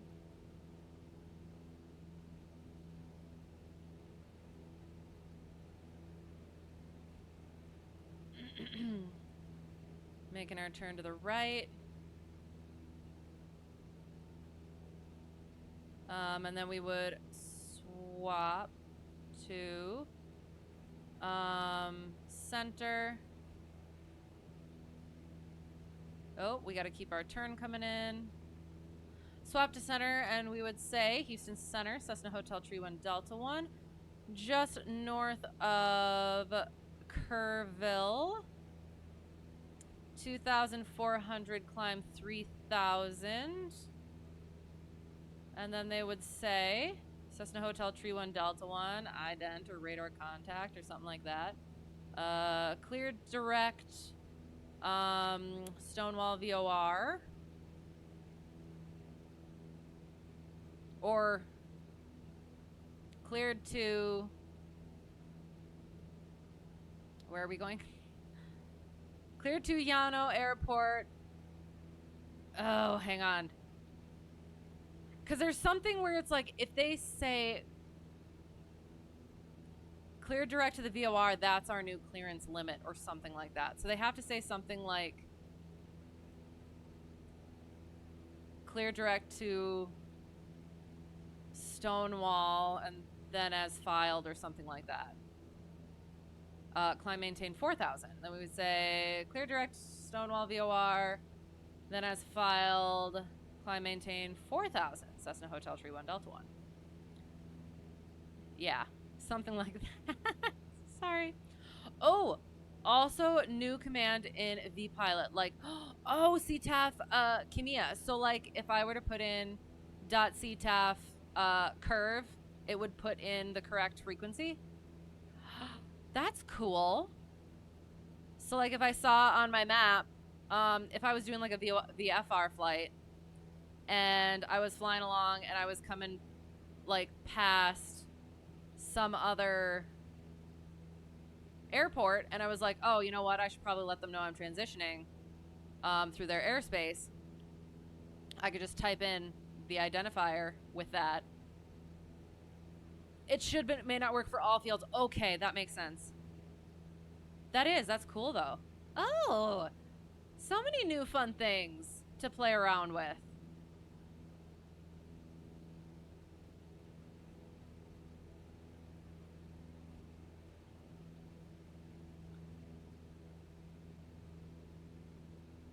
Getting a little bit off of our line.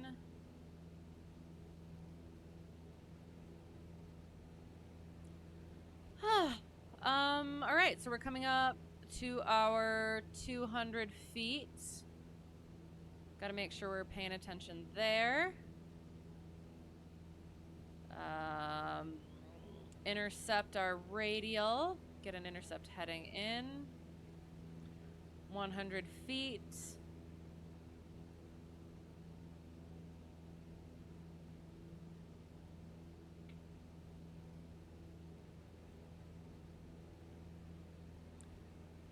We hold in pressure.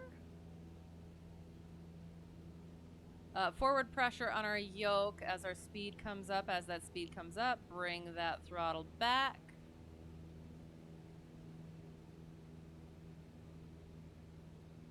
And then we would do our cruise and, climb and cruise checklists. Get our taxi landing lights off.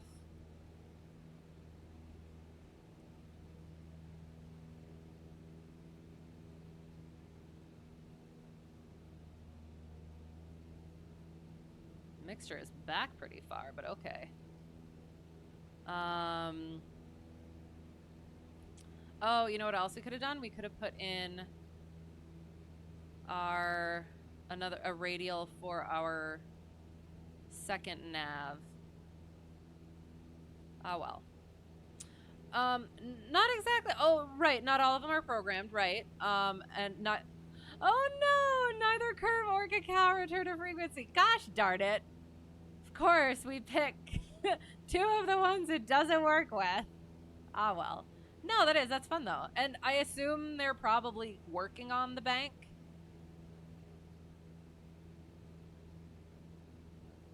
So it'll take time. And that's just fine. Get back up to our altitude. All right, so we've got some time, I guess.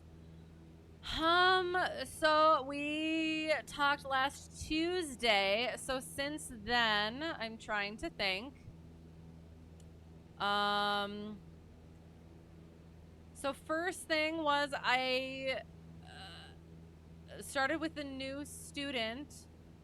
It's been kind of in the works since before I got my my ticket, because she was working on ground school stuff. She did the M0 Alpha ground school course. She's a senior in high school right now, so we had to figure out I had to figure out, it's a good thing that she brought it up, that she had to have did she have to have a parent with for paperwork and stuff? And it was like, oh yeah, you do. I have the paperwork that says that, but I would have actually kind of forgotten to answer or to ask that question. So we figured out, she finished up with ground school stuff or finished up with enough where she was ready to kind of start flying. And so we did discovery flight. And since she was going to have a parent with, I was like, well, do you want to have parent come with on the flight? And she's like, really? And I was like, yes, we will go in a different aircraft than the 150. And it was the one that I have flown several times for,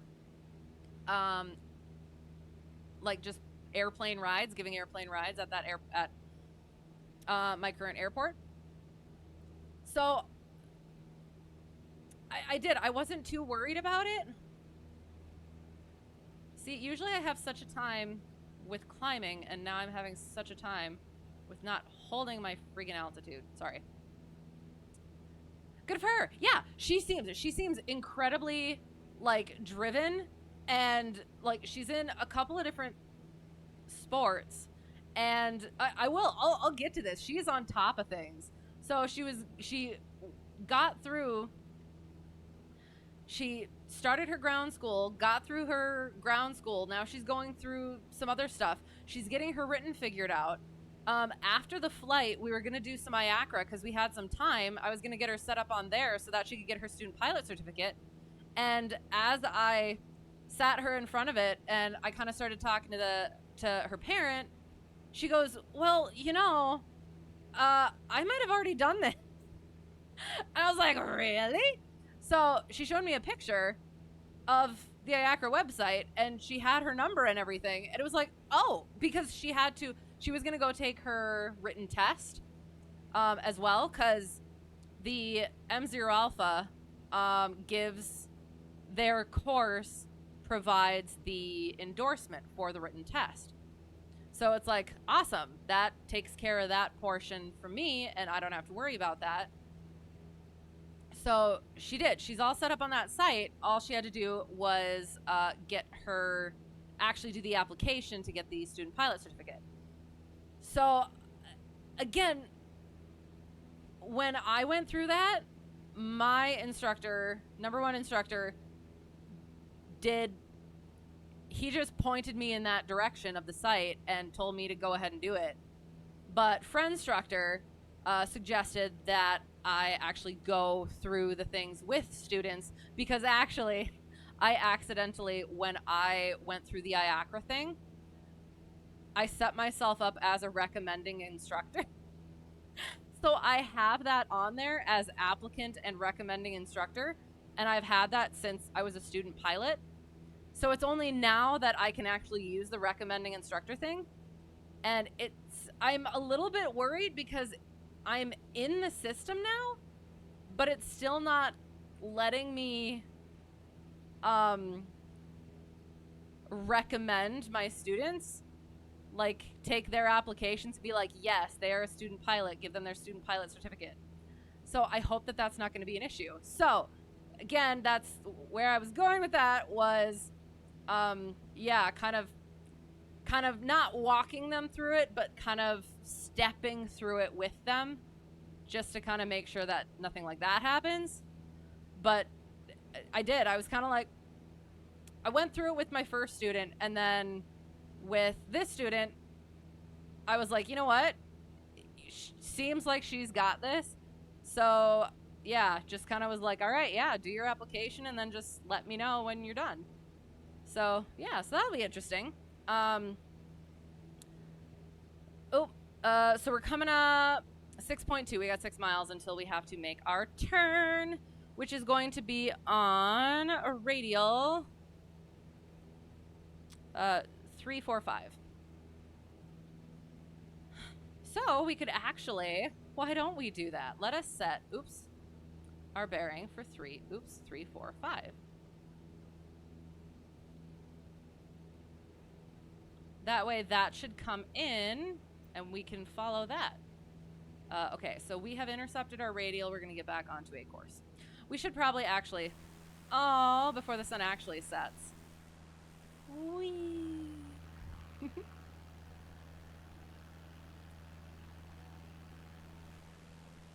La. So pretty. Yes. So, yeah, very driven, taking care of herself. Even to the surprise of me. So, yeah, it's gonna be good. So, I was getting the plane ready. I got there early. I was getting the plane ready. And it was like, okay, I need an extra headset, and there's no headsets. They brought a headset because the dad had actually been working on his. Oh, we have ourselves an ADF indication. Interessante. All right, gotta catch some Z's. Sounds good. Have a good night. You as well. Have an excellent week. Have a good Monday, I hope. But yes, excellent week. Sleep well. Good to see you as always. Oh God, I am off course. Hang on. Don't mind me. Although we are getting pretty close. So we don't want to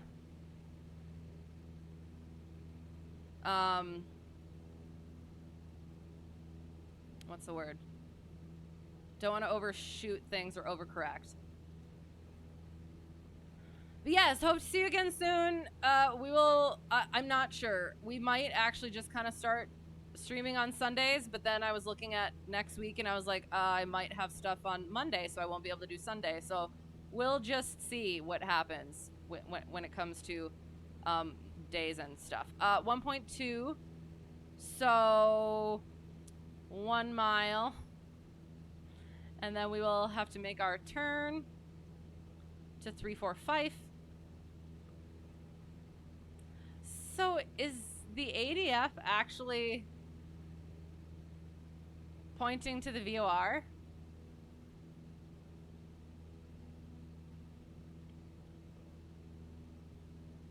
Standard rate, standard rate, standard rate, but we don't want to miss our... Oh, there it was. There it was. Okay, so standard rate, turning to our 345, but we will turn a little bit, since we apparently missed it, we will turn a little bit past our 345 to actually intercept it.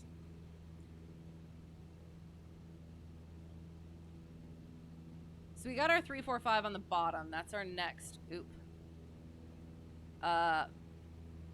heading / radial. So that's 345. Get back on our 345. That's too much. Oh, it's coming in. Decrease that correction, decrease that correction, decrease that correction.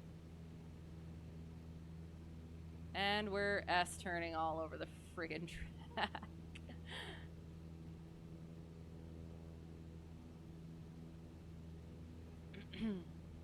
All right, okay. No, it's picked up a station. Okay. Use up here as we still have... Oh, AM radio. So it's not... Like, is it specifically these ones, though? Or does it just pick up any station?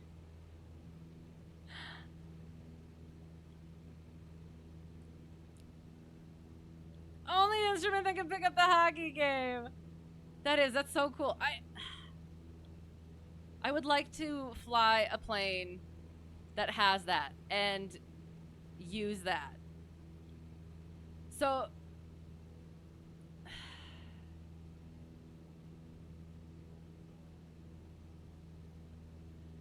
they are frequent up where you are.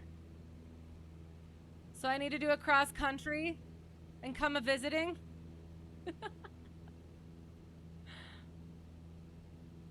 Because I think it would be fun. I've heard fun stories about them.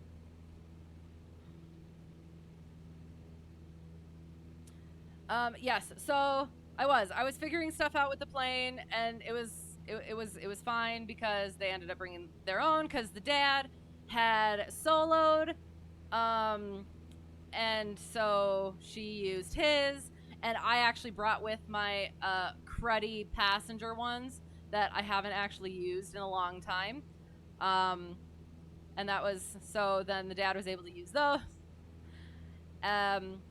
And we did paperwork, and then we got in the plane, and it was, for some reason, I felt a bit off that day, for a variety of reasons, I'm sure. So I'll go over them. It's one thing to have the student, and it's another thing to have the student as well as a parent, as well as having a parent that actually like knows stuff. Cause like he was asking me sorts of questions. Like towards the end, he asked about pipers, and it was like, I don't really know anything about pipers, cause that was what he flew. And it was like, I want to be that forthcoming person with all this information. But there were certain things where it was just like, I'm not quite sure how to answer that, or I know how to answer that. Like I know the answer, but for some reason I can't quite get it out properly. And then there were certain things where, yeah, like the way that either I explained it or I don't know, it came off confusingly, and I could tell that, and and then it was unfortunately bumpy. It wasn't too bad, it seemed, on the ground. Like it was just a little bit of a crosswind, with a little bit of just like light, maybe gustings, but like not bad. And then we got up in the air, and it was just all sorts of bumbly wumbly, but so it was a little bit more difficult for her to kind of control the plane. Oh, and that's the other thing too, is despite me having flown a lot in that plane, I did forget that I was now flying it from the right seat, as well as it has been a while, and I am used to now the 150. And this one it has the constant speed propeller, as well as a higher performing engine. So, and plus some other little things. What was our changeover point again? 18. So we have to switch at 18. 8 miles. Slowly fading away. No! Back in the day when lost, just pick up a station, wait for commercials. As it points the station, you know the town. That's so, oh, I love that so much. Oh, it takes me back. 11.1 nautical miles and 11 knots. 111 knots it was, I promise. But like, I don't know, I guess what's the word? What I think of is like Sandlot stuff. Gosh, I love the Sandlot movie. That's my summer movie. I have to watch it every summer, else it's not summer yet. So yeah, like stuff like that. I don't know. Does that make sense? That's fun.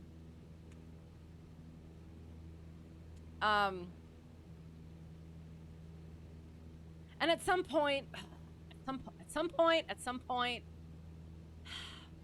we should probably do a flight with ADF. However, that one will not be on VATSIM, and that will probably just be practice. And then at some point, we will do a VATSIM flight with the ADF. At some point. I won't promise anything because, yeah, I'm not sure what my schedule is going to be like. It's going to be different every single week. So yeah, so there were just, I wasn't happy with how I introduced quite a few things. I wasn't happy with my own performance in the aircraft. But it did. We got to fly over their house, and then I let her do some straight and level flights, some turns, and then I just kind of let her do kind of what she wanted. We chatted about stuff. And she's got some interesting goals. She wants to do mission stuff. And it was like, yes, that's awesome. And yeah, so very, very ambitious and driven. And the other freaking thing is she's going to college. So in the fall, so she's looking hopefully to get her private done before she starts. So that's like 3-4 months. So I'm like, oh, yeah, great, let's do that. And it was, I'm trying my best to like project that confidence and that ease my students and their parents sitting in the back, like not being like, oh God, you want to get your private in 3 months with me? But no, it'll be good. So yeah, so that's one of the things that I'm trying to balance too, is like the confidence, but not coming off as trying too hard. So yeah, it's fun. Heck yeah, right seat time. I can't say that because I'm a lady, but I appreciate the enthusiasm. Yes, hello, how is it going? Good to see you. Yes, absolutely. We are now, I haven't quite started the actual double I prep, but we're gonna be getting there. I have to get through my written test yet. And then 17.7 miles, we are getting to our changeover point right about now. So swappage and a swappage. Oops. Little much forward pressure.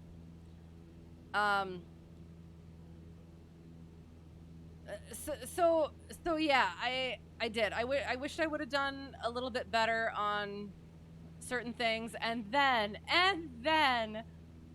we're coming back into the pattern, and the windsock is variable. It's crosswind, and then it's going from one direction to the other, and it's like, okay, I've done that before in worse gusts, so I didn't think much of it. But again, I had forgotten it wasn't from the right seat, and I hadn't actually flown that aircraft in a while.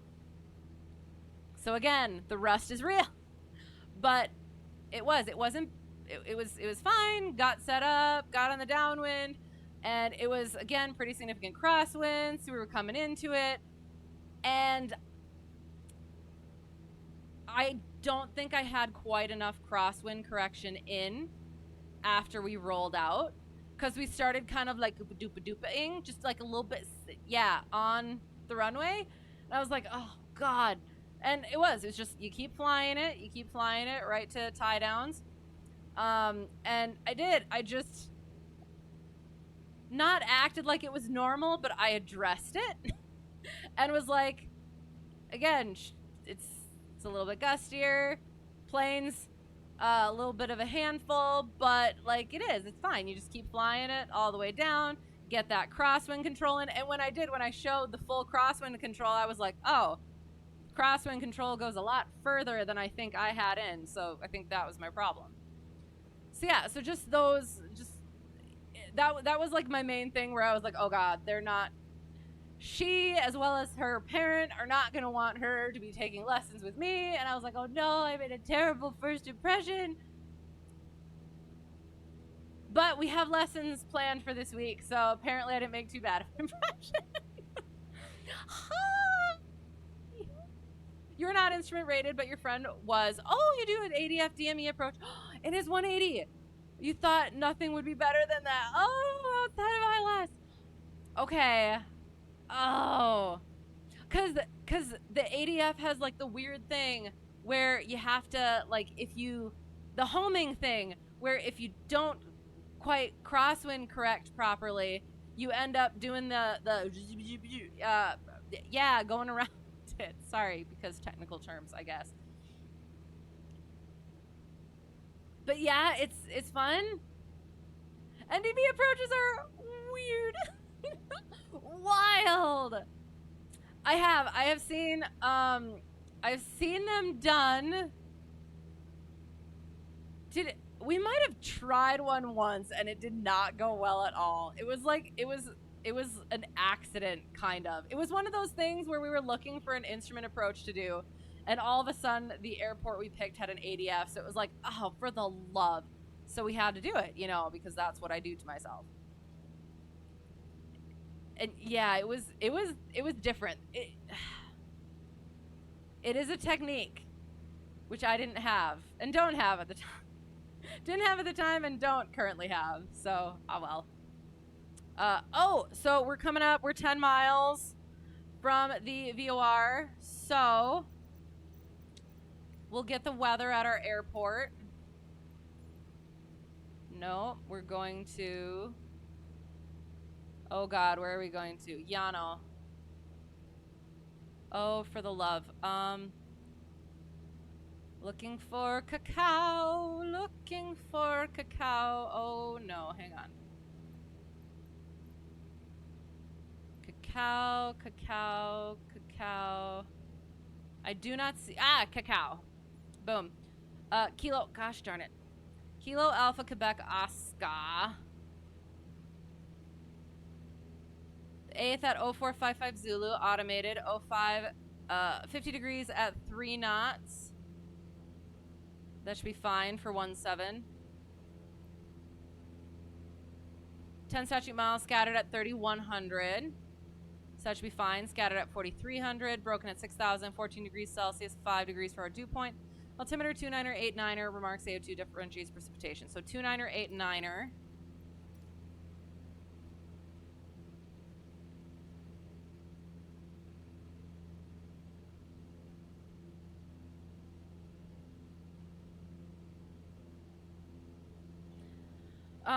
So they would call us and say, hey, let us know when you have the weather as well as your approach request.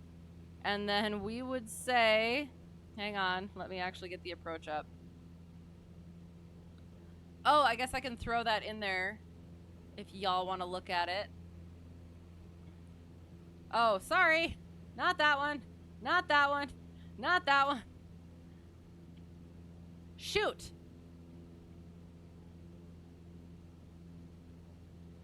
I have no idea what's happening. We're probably busting our altitude the other way now. Shoot. Oh, don't have a dedicated NDB-based approach around there, but you have a few ILS approaches that have their final approach fixes that are NDBs. And navigating to those via ADF was already whacked. Interesting. Ooh, a doubly sort of a one. That's cool. That's good experience, though. Fly 5 miles or more outside it. Put your heading you're flying on the ADF in. Wait for the needle to point to 160. That's the runway. Then fly 16. Descend as per the chart. For which approach? Hi, how is it going? Good to have you here. We are currently, oh God, hang on. Sorry. I was just getting the approach into the chat there for a second, and then we completely got off course. Sorry. And by we, I mean me. Let us take a good, nice chunk of, oh God, chunk of intercept heading. So yes, they would say, ATC would say, let us know when you have the weather as well as your approach request. And then we would say Cessna Hotel Tree 1 Delta 1 has the weather at Llano, requesting VOR Alpha via Llano via VOR-A. And then they would say you can expect VOR Alpha. Be like, all right. And then, oh, and actually they'd probably say cleared for the approach because we have to do the thing. And we are about to start the approach, so I will go a little bit sterile cockpit, and then we'll probably pop. Well, we'll see. Maybe I'll be able to just babble the rest of the stories out as we're doing this. I don't know. We'll see. We're coming up. We're coming up on it. 2 miles from our fix. So they'd say cleared for the approach, and you can switch to cancel with us now or on the ground. And you can switch to advisory frequencies. So we would switch to advisory frequencies. We would say, we'll cancel with you, or we'll cancel IFR on the ground. And switch to advisory frequency is approved. Cleared for VOR Alpha approach. Cessna Hotel Tree 1 Delta 1. Coming up on it, then we need to turn to 089er degrees.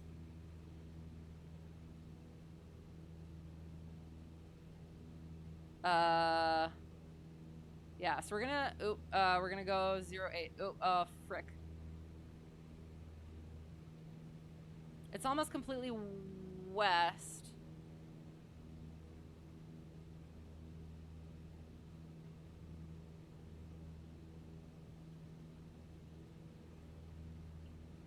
We want to pull the needle since we're flying the back course.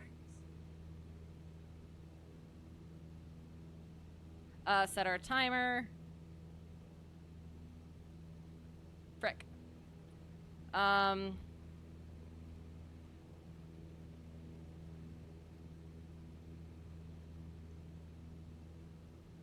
Sorry. Example approach. Excellent. What plane is it? I am glad you asked. Hang on. I'm gonna get myself trimmed out. Oh, here we go.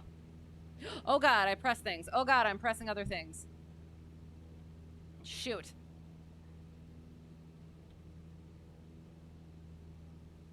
Shoot. It does. God dang it. Oh, it did work. Perfect. Sorry. The JP Logistics.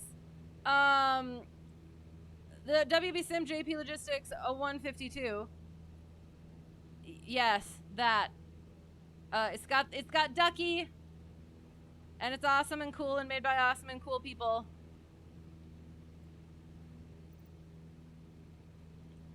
So yes, highly recommended. Oh, 1 minute. So now we turn. Standard rate, and our intercept heading is going to be 59 degrees, so we'll just go with 60. Okay. So yes, I'll have to check the example approach in once we get on the ground. Would fly an NDB into Nanaimo on Vancouver Island, British Columbia. Nice. Wild, yes. I love it. It's, yeah. Oh God, hang on. Nope, we're still turning. That's fine. That's fine. This is normal. We also have to, oh, fruit cake and muffins. We are 10 miles out, so I could say that we are 10 miles.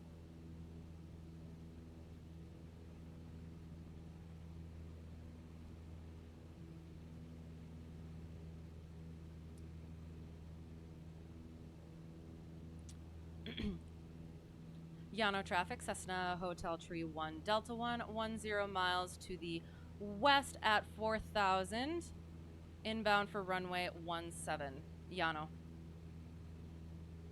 Oh.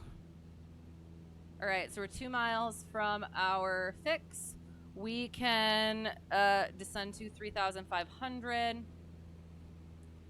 And I'm actually going to bring that down. we're coming up close on the fix, which is our final approach fix. Taxi lights, landing lights. Fruitcake, I picked the wrong frickin' lever for the love. Sorry, carb heat. Mixture full rich. 500, so 3,500. We're gonna be just at the bottom of the green there, so that we can toss a notch of flaps in. Remaining at our 35 for the frickin' 100. Sorry, 1.1. 89 degrees. Oh, frick.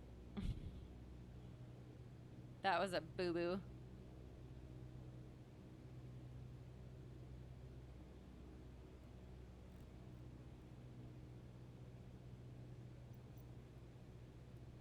There, cool. Sorry.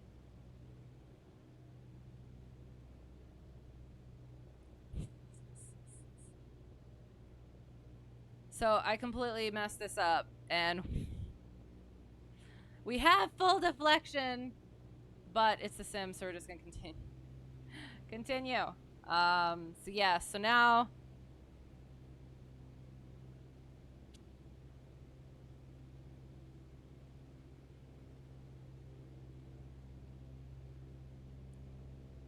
and we are past our final approach fix, so we can start descending to our 1720.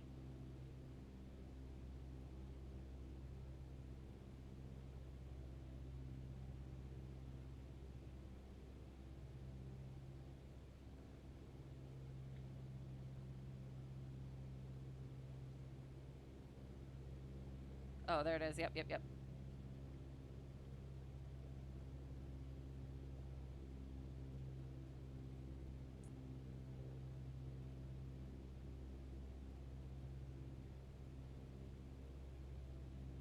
Gentle corrections. So carb is in, fuel is on, undercarriage is fixed, mixture full rich, power, propeller, pump, safety, seatbelt, security, time, gear, tower, power, lights. We're making our calls. So, 6 miles out, 5 miles out. We're 5 miles out, so we'll make that call.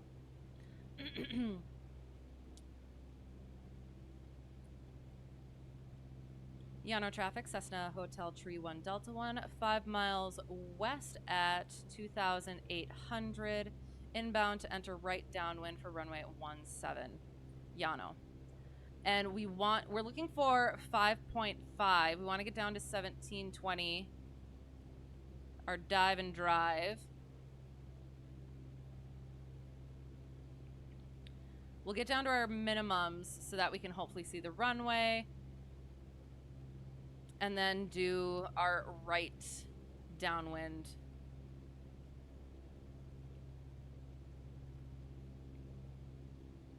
Which will be on our side.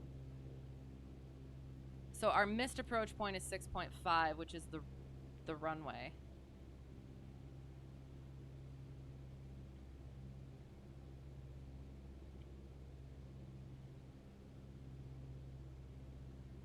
$17.20 again. Looking for... Was this a terrible idea? Oh, wait. I might see the runway.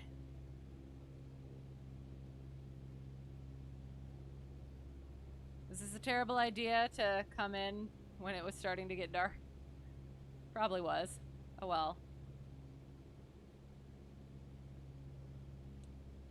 Again, getting ourselves down. 2 more miles. 1720. The rule of thumb. Oh! We see the beacon at least.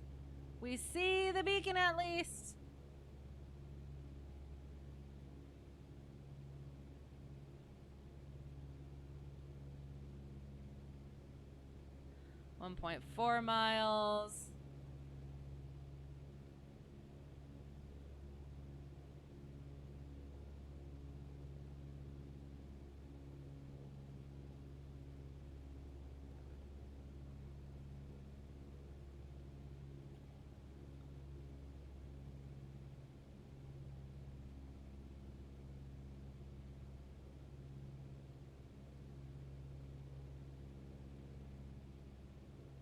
See, okay, like in this sim, it always seems like it's a lot harder to see the runway from.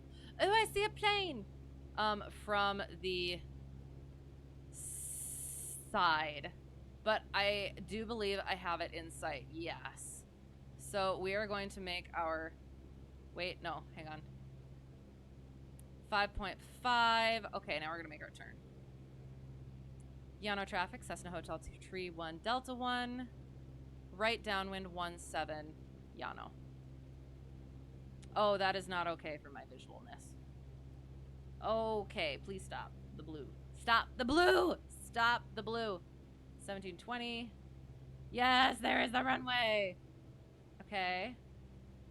Okay. So we're maintaining our 1720.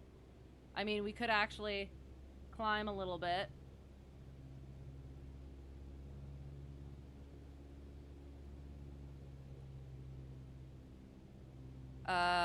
Okay. Watching our speed. And we don't want to get more than 1.3 miles out. There's our runway. Ah, gently, gently, gently. Power out. We're gonna throw another notch flaps in there. Get my pedals where they need to be. We're not on glide slope, so we're gonna slip it a little bit. Now we're gonna get on center line because that's what normal people do. Keeping an eye on our speed.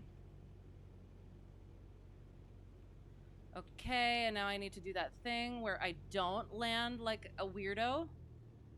Flare. And flare. Gentle, gentle, gentle, gentle, gentle, gentle, gentle, gentle, gentle, gentle, gentle, gentle, gentle, gentle. That was terrible. Hey, but we made it. Okay, so.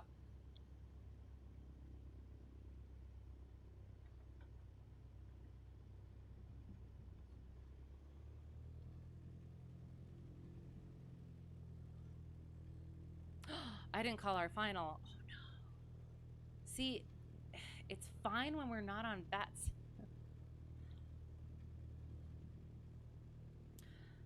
Llano traffic, Cessna Hotel 31 Delta 1, clear of runway 17 Llano.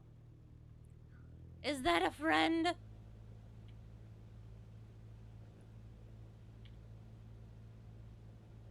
Why aren't my...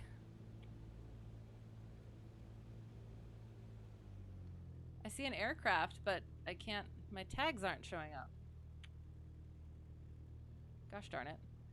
Okay, sorry, anyway. Oh, sorry. I'll quit taxiing like a... Yeah, person. We'll bop around for just a little bit longer, so I can finish up story time, and then we will be, Elfine. I'm really upset that I can't see who that might be.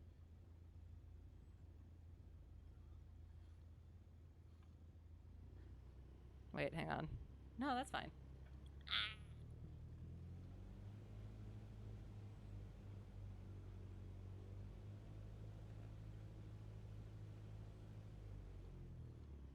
We're gonna go like right here. Whoosh. Yeah.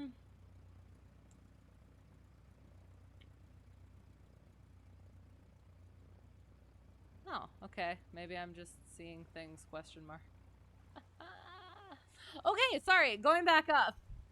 Oh no. Friday Harbor still has one. I should try it. Okay. Let me write it down.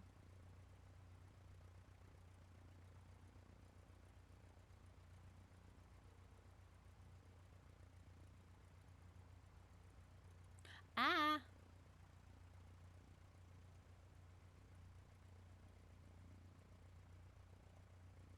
Okay. I have it written down. So at some point, Charlie Yankee Charlie Golf used to have an NDB approach to two NDBs. Oh my gosh, no active NDBs now, and localizer recently decommissioned. Just RNAV approach now. Boo. Okay. You grew up there. Oh my gosh, small world. You live near the end of Wood 5. Look at you guys. And your parents live across the river. That's so cool. Yes, wild. Selkirk College had a great aviation program back in the day. Oh. This is intense. It was indeed. And sorry, hang on. Other thing is, including when we not just our call, our clear of runway call, we also turn all the stuff off that we're supposed to, and yeah, all those things. Trim for takeoff, and car peak goes back in, and checklists. Yes. All right. So,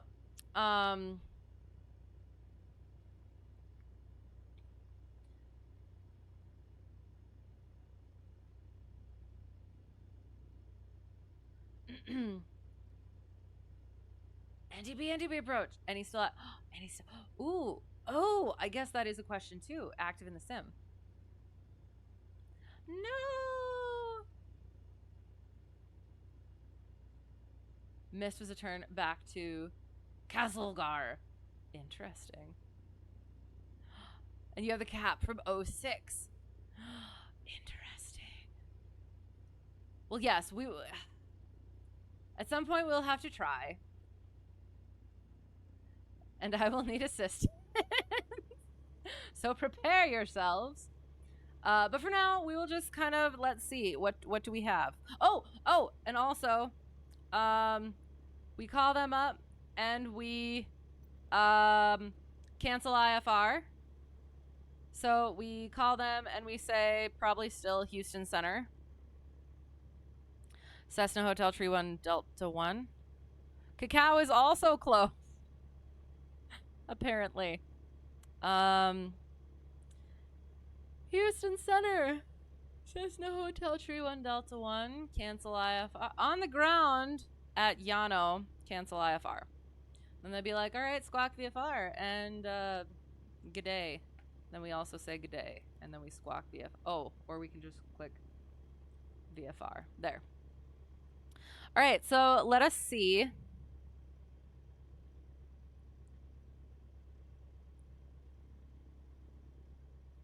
Well, I'm almost like, I don't know that there's all that much left to tell. So maybe we'll just taxi in and do the shutdown, and I'll just speak really fast. Okay. So yes, yes, I now have two students, I guess, because apparently I didn't make too terrible of an impression on new student, and we're going to fly a plane that I am now more familiar with, and parent won't be with, so I won't be trying to do that as well, because I am not, I'm not, I don't know if that comes across, but I'm not actually that great at being a social person. So yeah. So doing the whole like student as well as parent thing is weird. Oh, I'm supposed to, hello. Oh shoot, sorry, am I gonna, all the other ones are parked backwards, so I'm gonna park backward. Oh, you want me not on the T? Okay, sounds good. Oh, I'm going this way.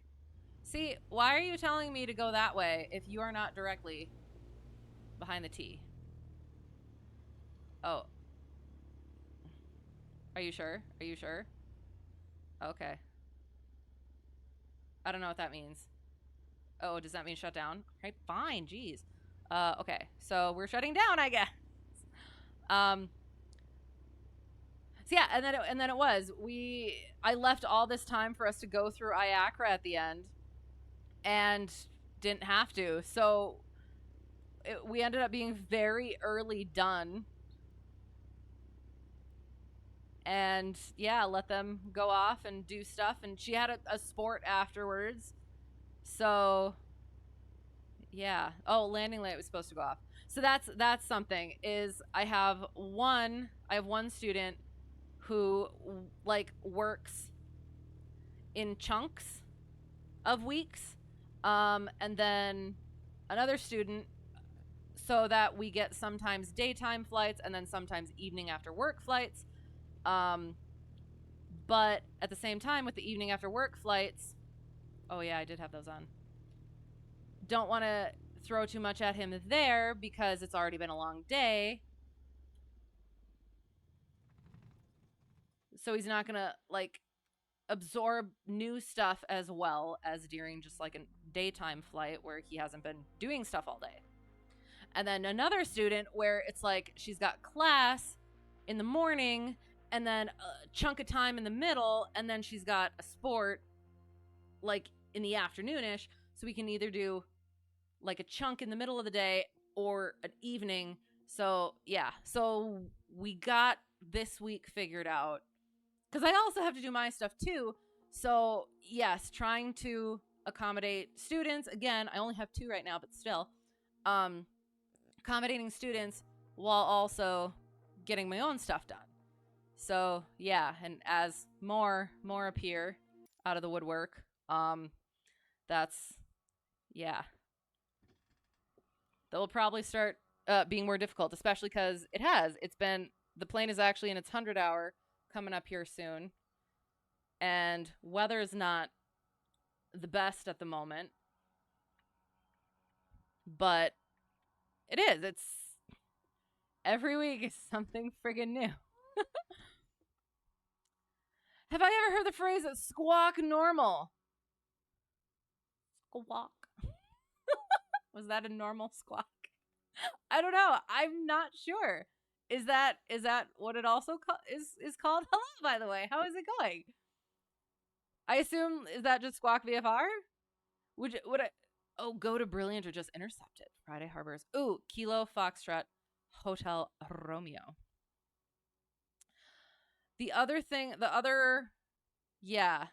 Final story was just Kilo Foxtrot Hotel Romeo.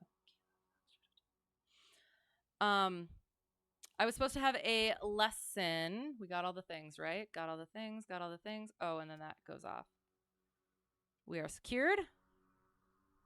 Other thing, I was supposed to have a lesson also, but we had to go get the dual engine plane.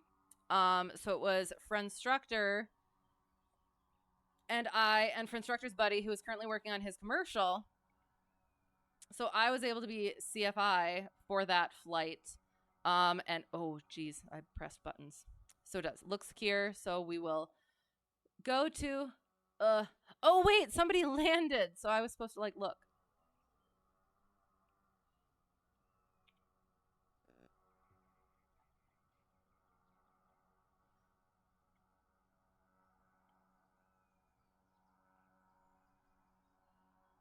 Oops.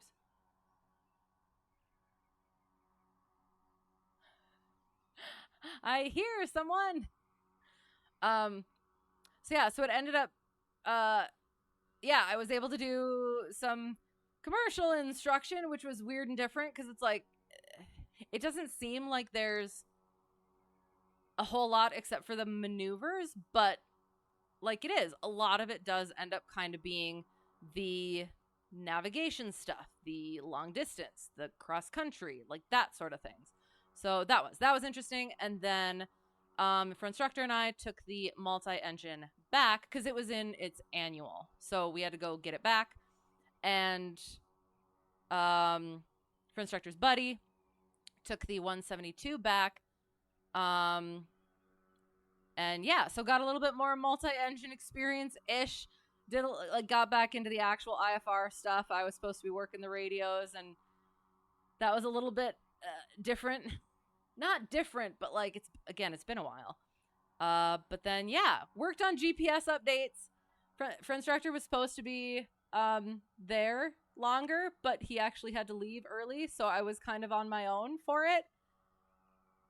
And it worked out okay. There were some things.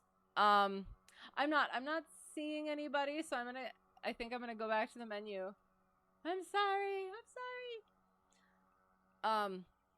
But yeah, so that's kind of because we've been waiting because I was so worried I was gonna do something wrong.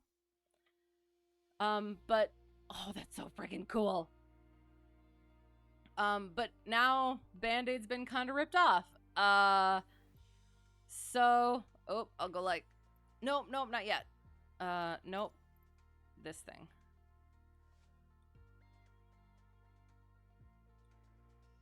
Oh, and we'll look at our LittleNavMap.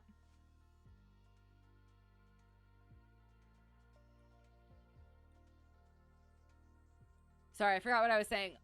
Yes, GPS updates. Yeah, kind of my job now.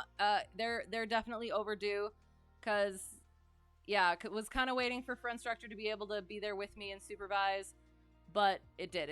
It kind of had to get done, and there was only one major snag, being that the airplane that we just brought back, no, a different one. A different one was, it didn't even have a subscription. The owner didn't even have a subscription for it at the moment. And he's out of the country, so couldn't contact him. So that's going to be what we have to work on this week, is now I have to learn how to buy the subscription. Like, oh, yay. So yeah, taking over jobs, little jobs around the airport. So yeah, that's fun.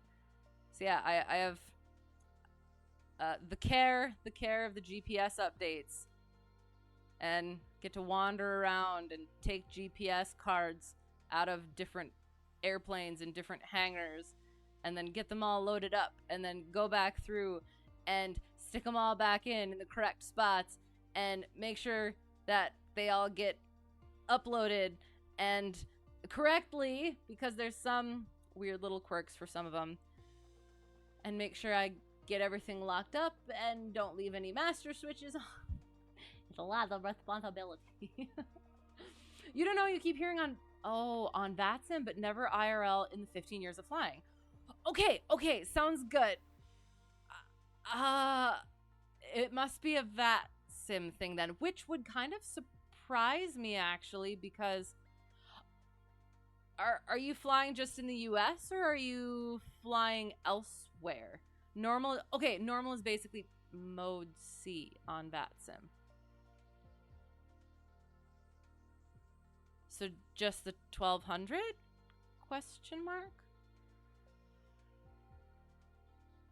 Or like click the altitude button. Interesting. That would. I would be confused that they would have something prevalent that's not prevalent in real life. That's not normal in real life. But yeah. I think that was all the stories for now. I'll have more next time.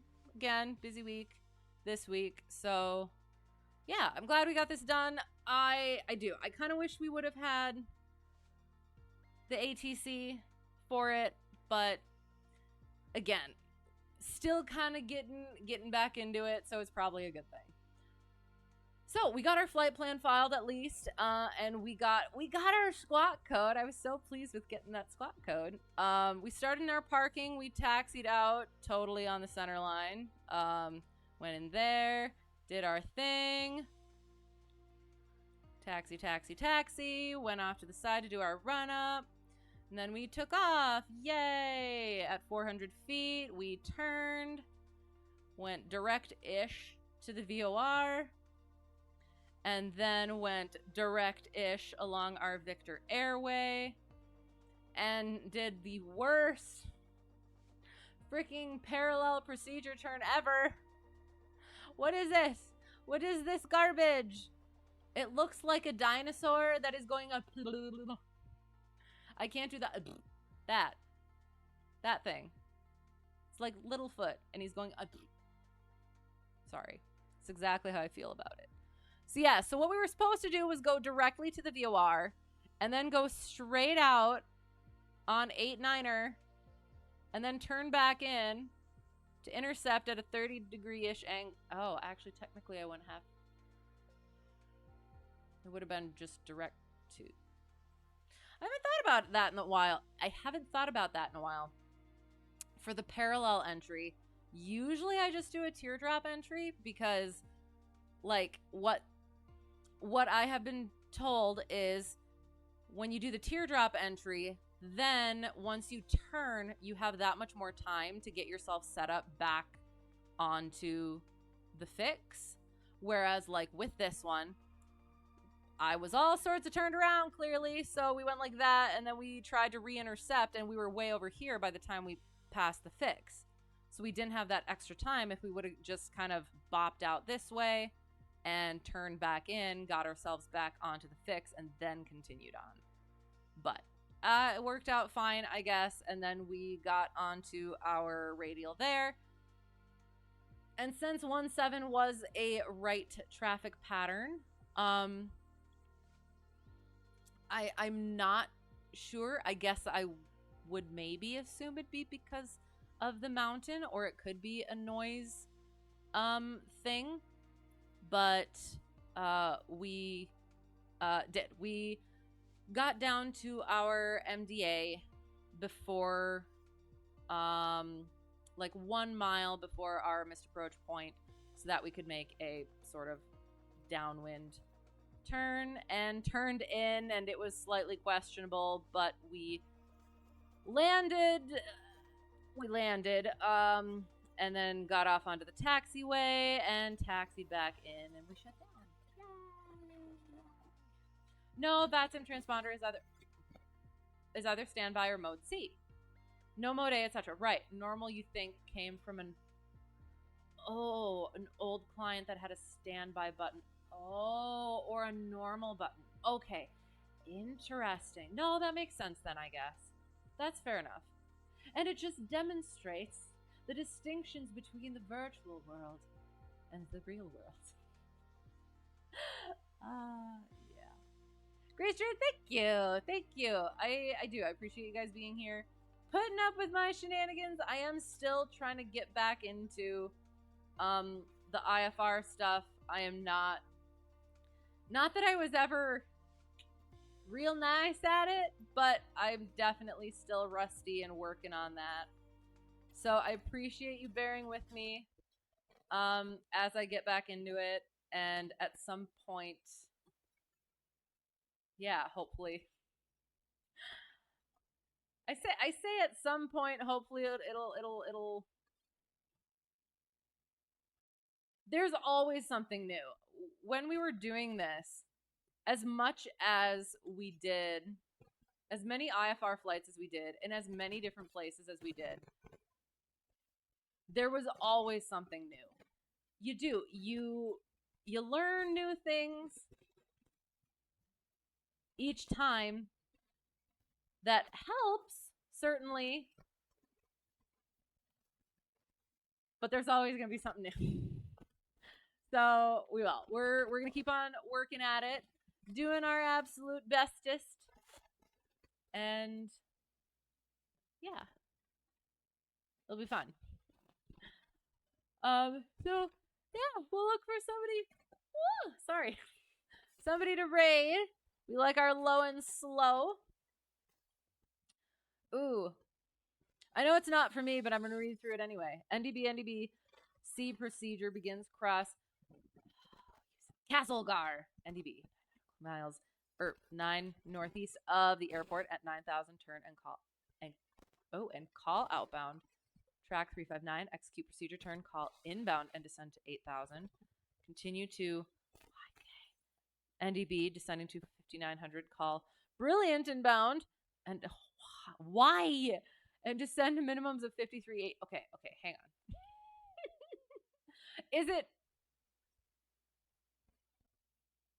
Is that one still available? Okay, hang on.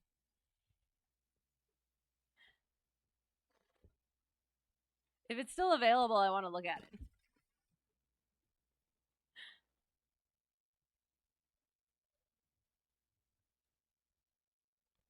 Mr. Approach is 1.3. No, the NDB is decommission. Gosh darn it. Okay, I'll just continue reading it and just imagine this the insanity. Descend to minimums of 53.80. Missed approach is 1.3 from the button of 1.5. Missed was climb 7,000 on track 179. Then left climb turn to Castlegar, NDB on track 349, climb to 9th. Sounds exhausting. Interesting though. Oh, okay. No, all the NDBs are decommissioned. Oh, that is like why of all the things? There's so many more things that could be done. Alas. But we will. We'll look into that. We'll look into it at some point. All right. Looking for I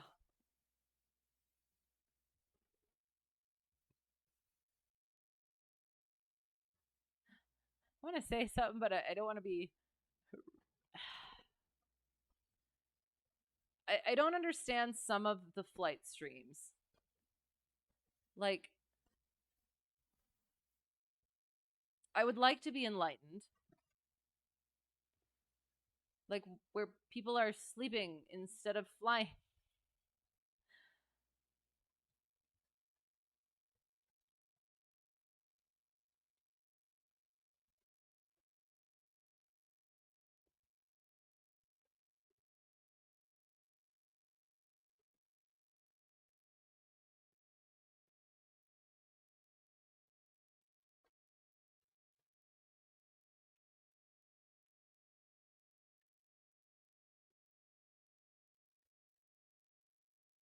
I don't know if this person is ending soon.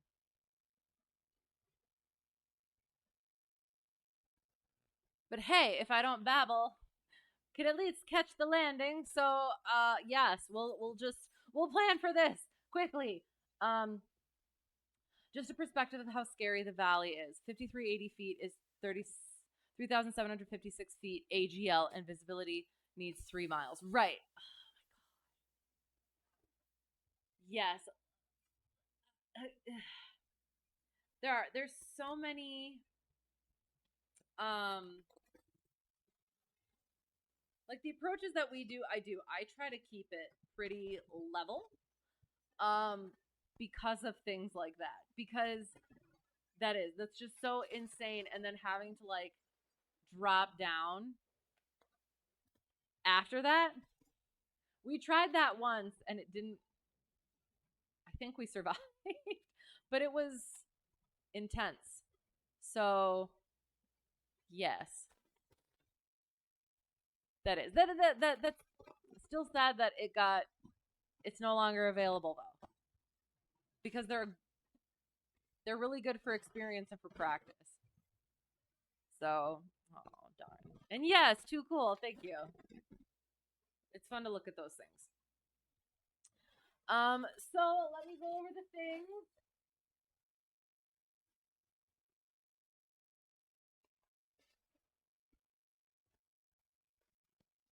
Okay. So whoever got lost and found their way here or found their way back, thank you so much for being here and putting up with me and my shenanigans. Thank you, Mustafa, for the raid. Appreciate it so much. Check out Mustafa. Thank you for the follows. And yes, it is. It's always fun. I always appreciate you guys being here. We do not typically, again, stream on Tuesday, or sorry, we do not typically stream on Sundays. We typically stream on Tuesdays for Flight Sim. But again, I've got a busy week coming up, so we will, yeah. This was the stream for the week. We'll see about next week. It's typically Tuesdays, might start being Sundays, so I will let you know in my Discord. We also have, we got aviation stuff in there, music, movies, media. We got the menagerie, which is give me your pets and other fuzzy and scaly and many-legged creatures. I love that. So yes, we got that as well. Literature, yeah, because we read on this stream too, or we used to. Some point want to get back to that, and yeah, so yeah, it's a hodgepodge mishmash in there, but it's a good time. So also, we'll bring this back one more time.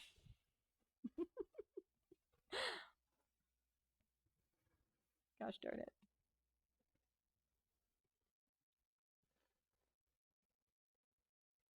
Oh no.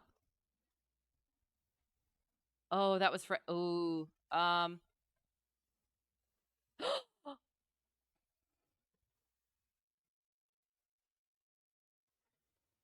Are we here?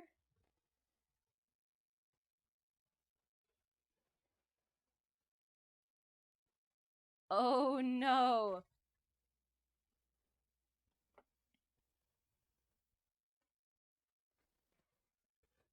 Okay. So you can see me, but I cannot do anything. OBS isn't responding, so I think I'm gonna just try to get the raid going and before things go really wonky. So I guess never mind. I was gonna show Perryllel the platypus again, but I guess you can just find him at some point. Yeah, Perryllel the platypus is in there. I can throw him in there again if you'd like, but otherwise, yeah, you can go find him in the aviation channel. Anyway, so yes, Discord is there. We will just get to the raid. I can't change anything, so you'll see me doing strange things until I can actually stop the stream. Which is probably just exiting OBS Studio, apparently. So sorry about that. Let me get to here so I can start the raid. Ah.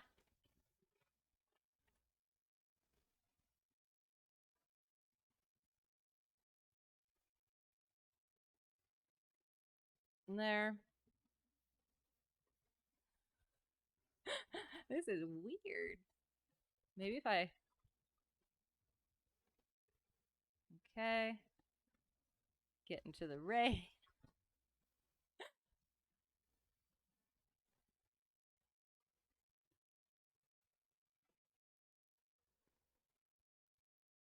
Make sure that he's still going to be streaming for a little bit.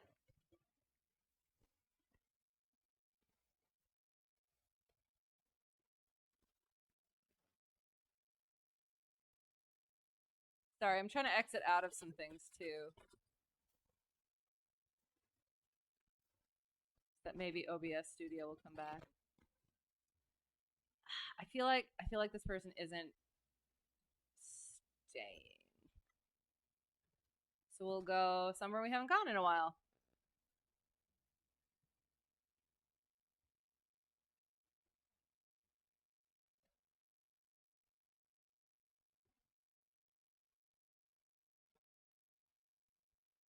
I don't know if this one is either, so we're... Oh no!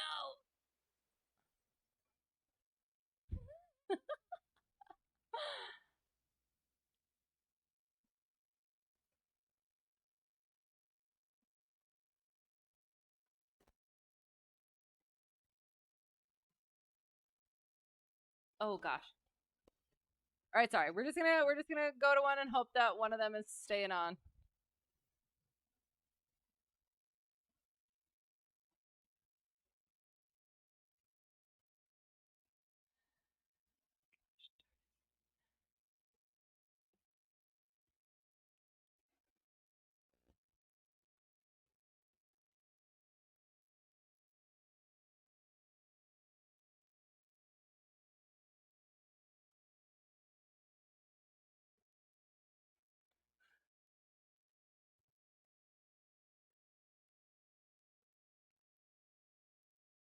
This always happens. I'm sorry. I'm sorry. Anybody I'm looking at is like landing right now.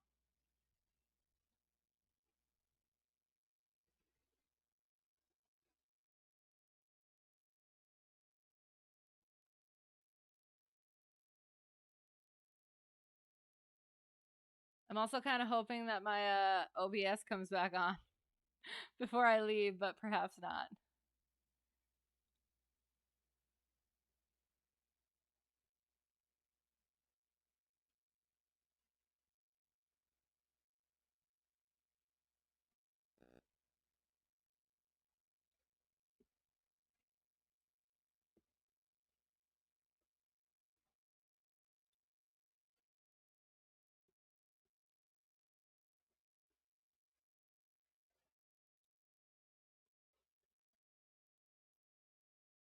Okay, got it. Okay.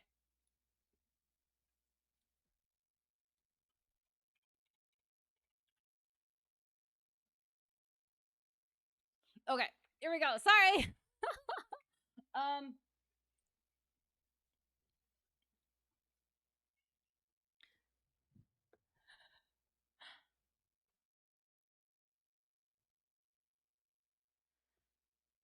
tell you to have an R cap. Okay, so what is R? For the localizer that got down to 1.5 mile viz and 2400 AGL, which AirBC managed to get approved, but now can't kill the wildbat. Stop the killing! And the localizer was decommissioned too. Boo! They do. They gotta stop decommissioning. Oh my gosh. Wait for the program. Yes, so I am. As soon as I can get the raid going, I'm just gonna have to like completely close OBS and hope that that cuts off the stream. So, we will. We're sending you off on a raid. So did all the things with that. If I forgot anything, brain is absolutely mush, as usual. So apologies. I did not mean to miss anything. But yeah. Have a great Monday. Have a great week. Have a great whatever it's gonna be for you. Hope to see you again soon. And until next time, yeah, all the good things. Again, thank you all for being here. It is. It's always so fun and I always appreciate it. So have fun in the raid and yeah, all the good things. So thank you so much and bye. Where's the raid? There it is. Thank you so much. So yeah, I'll just sit here awkwardly until I can start the raid. So all right, bye.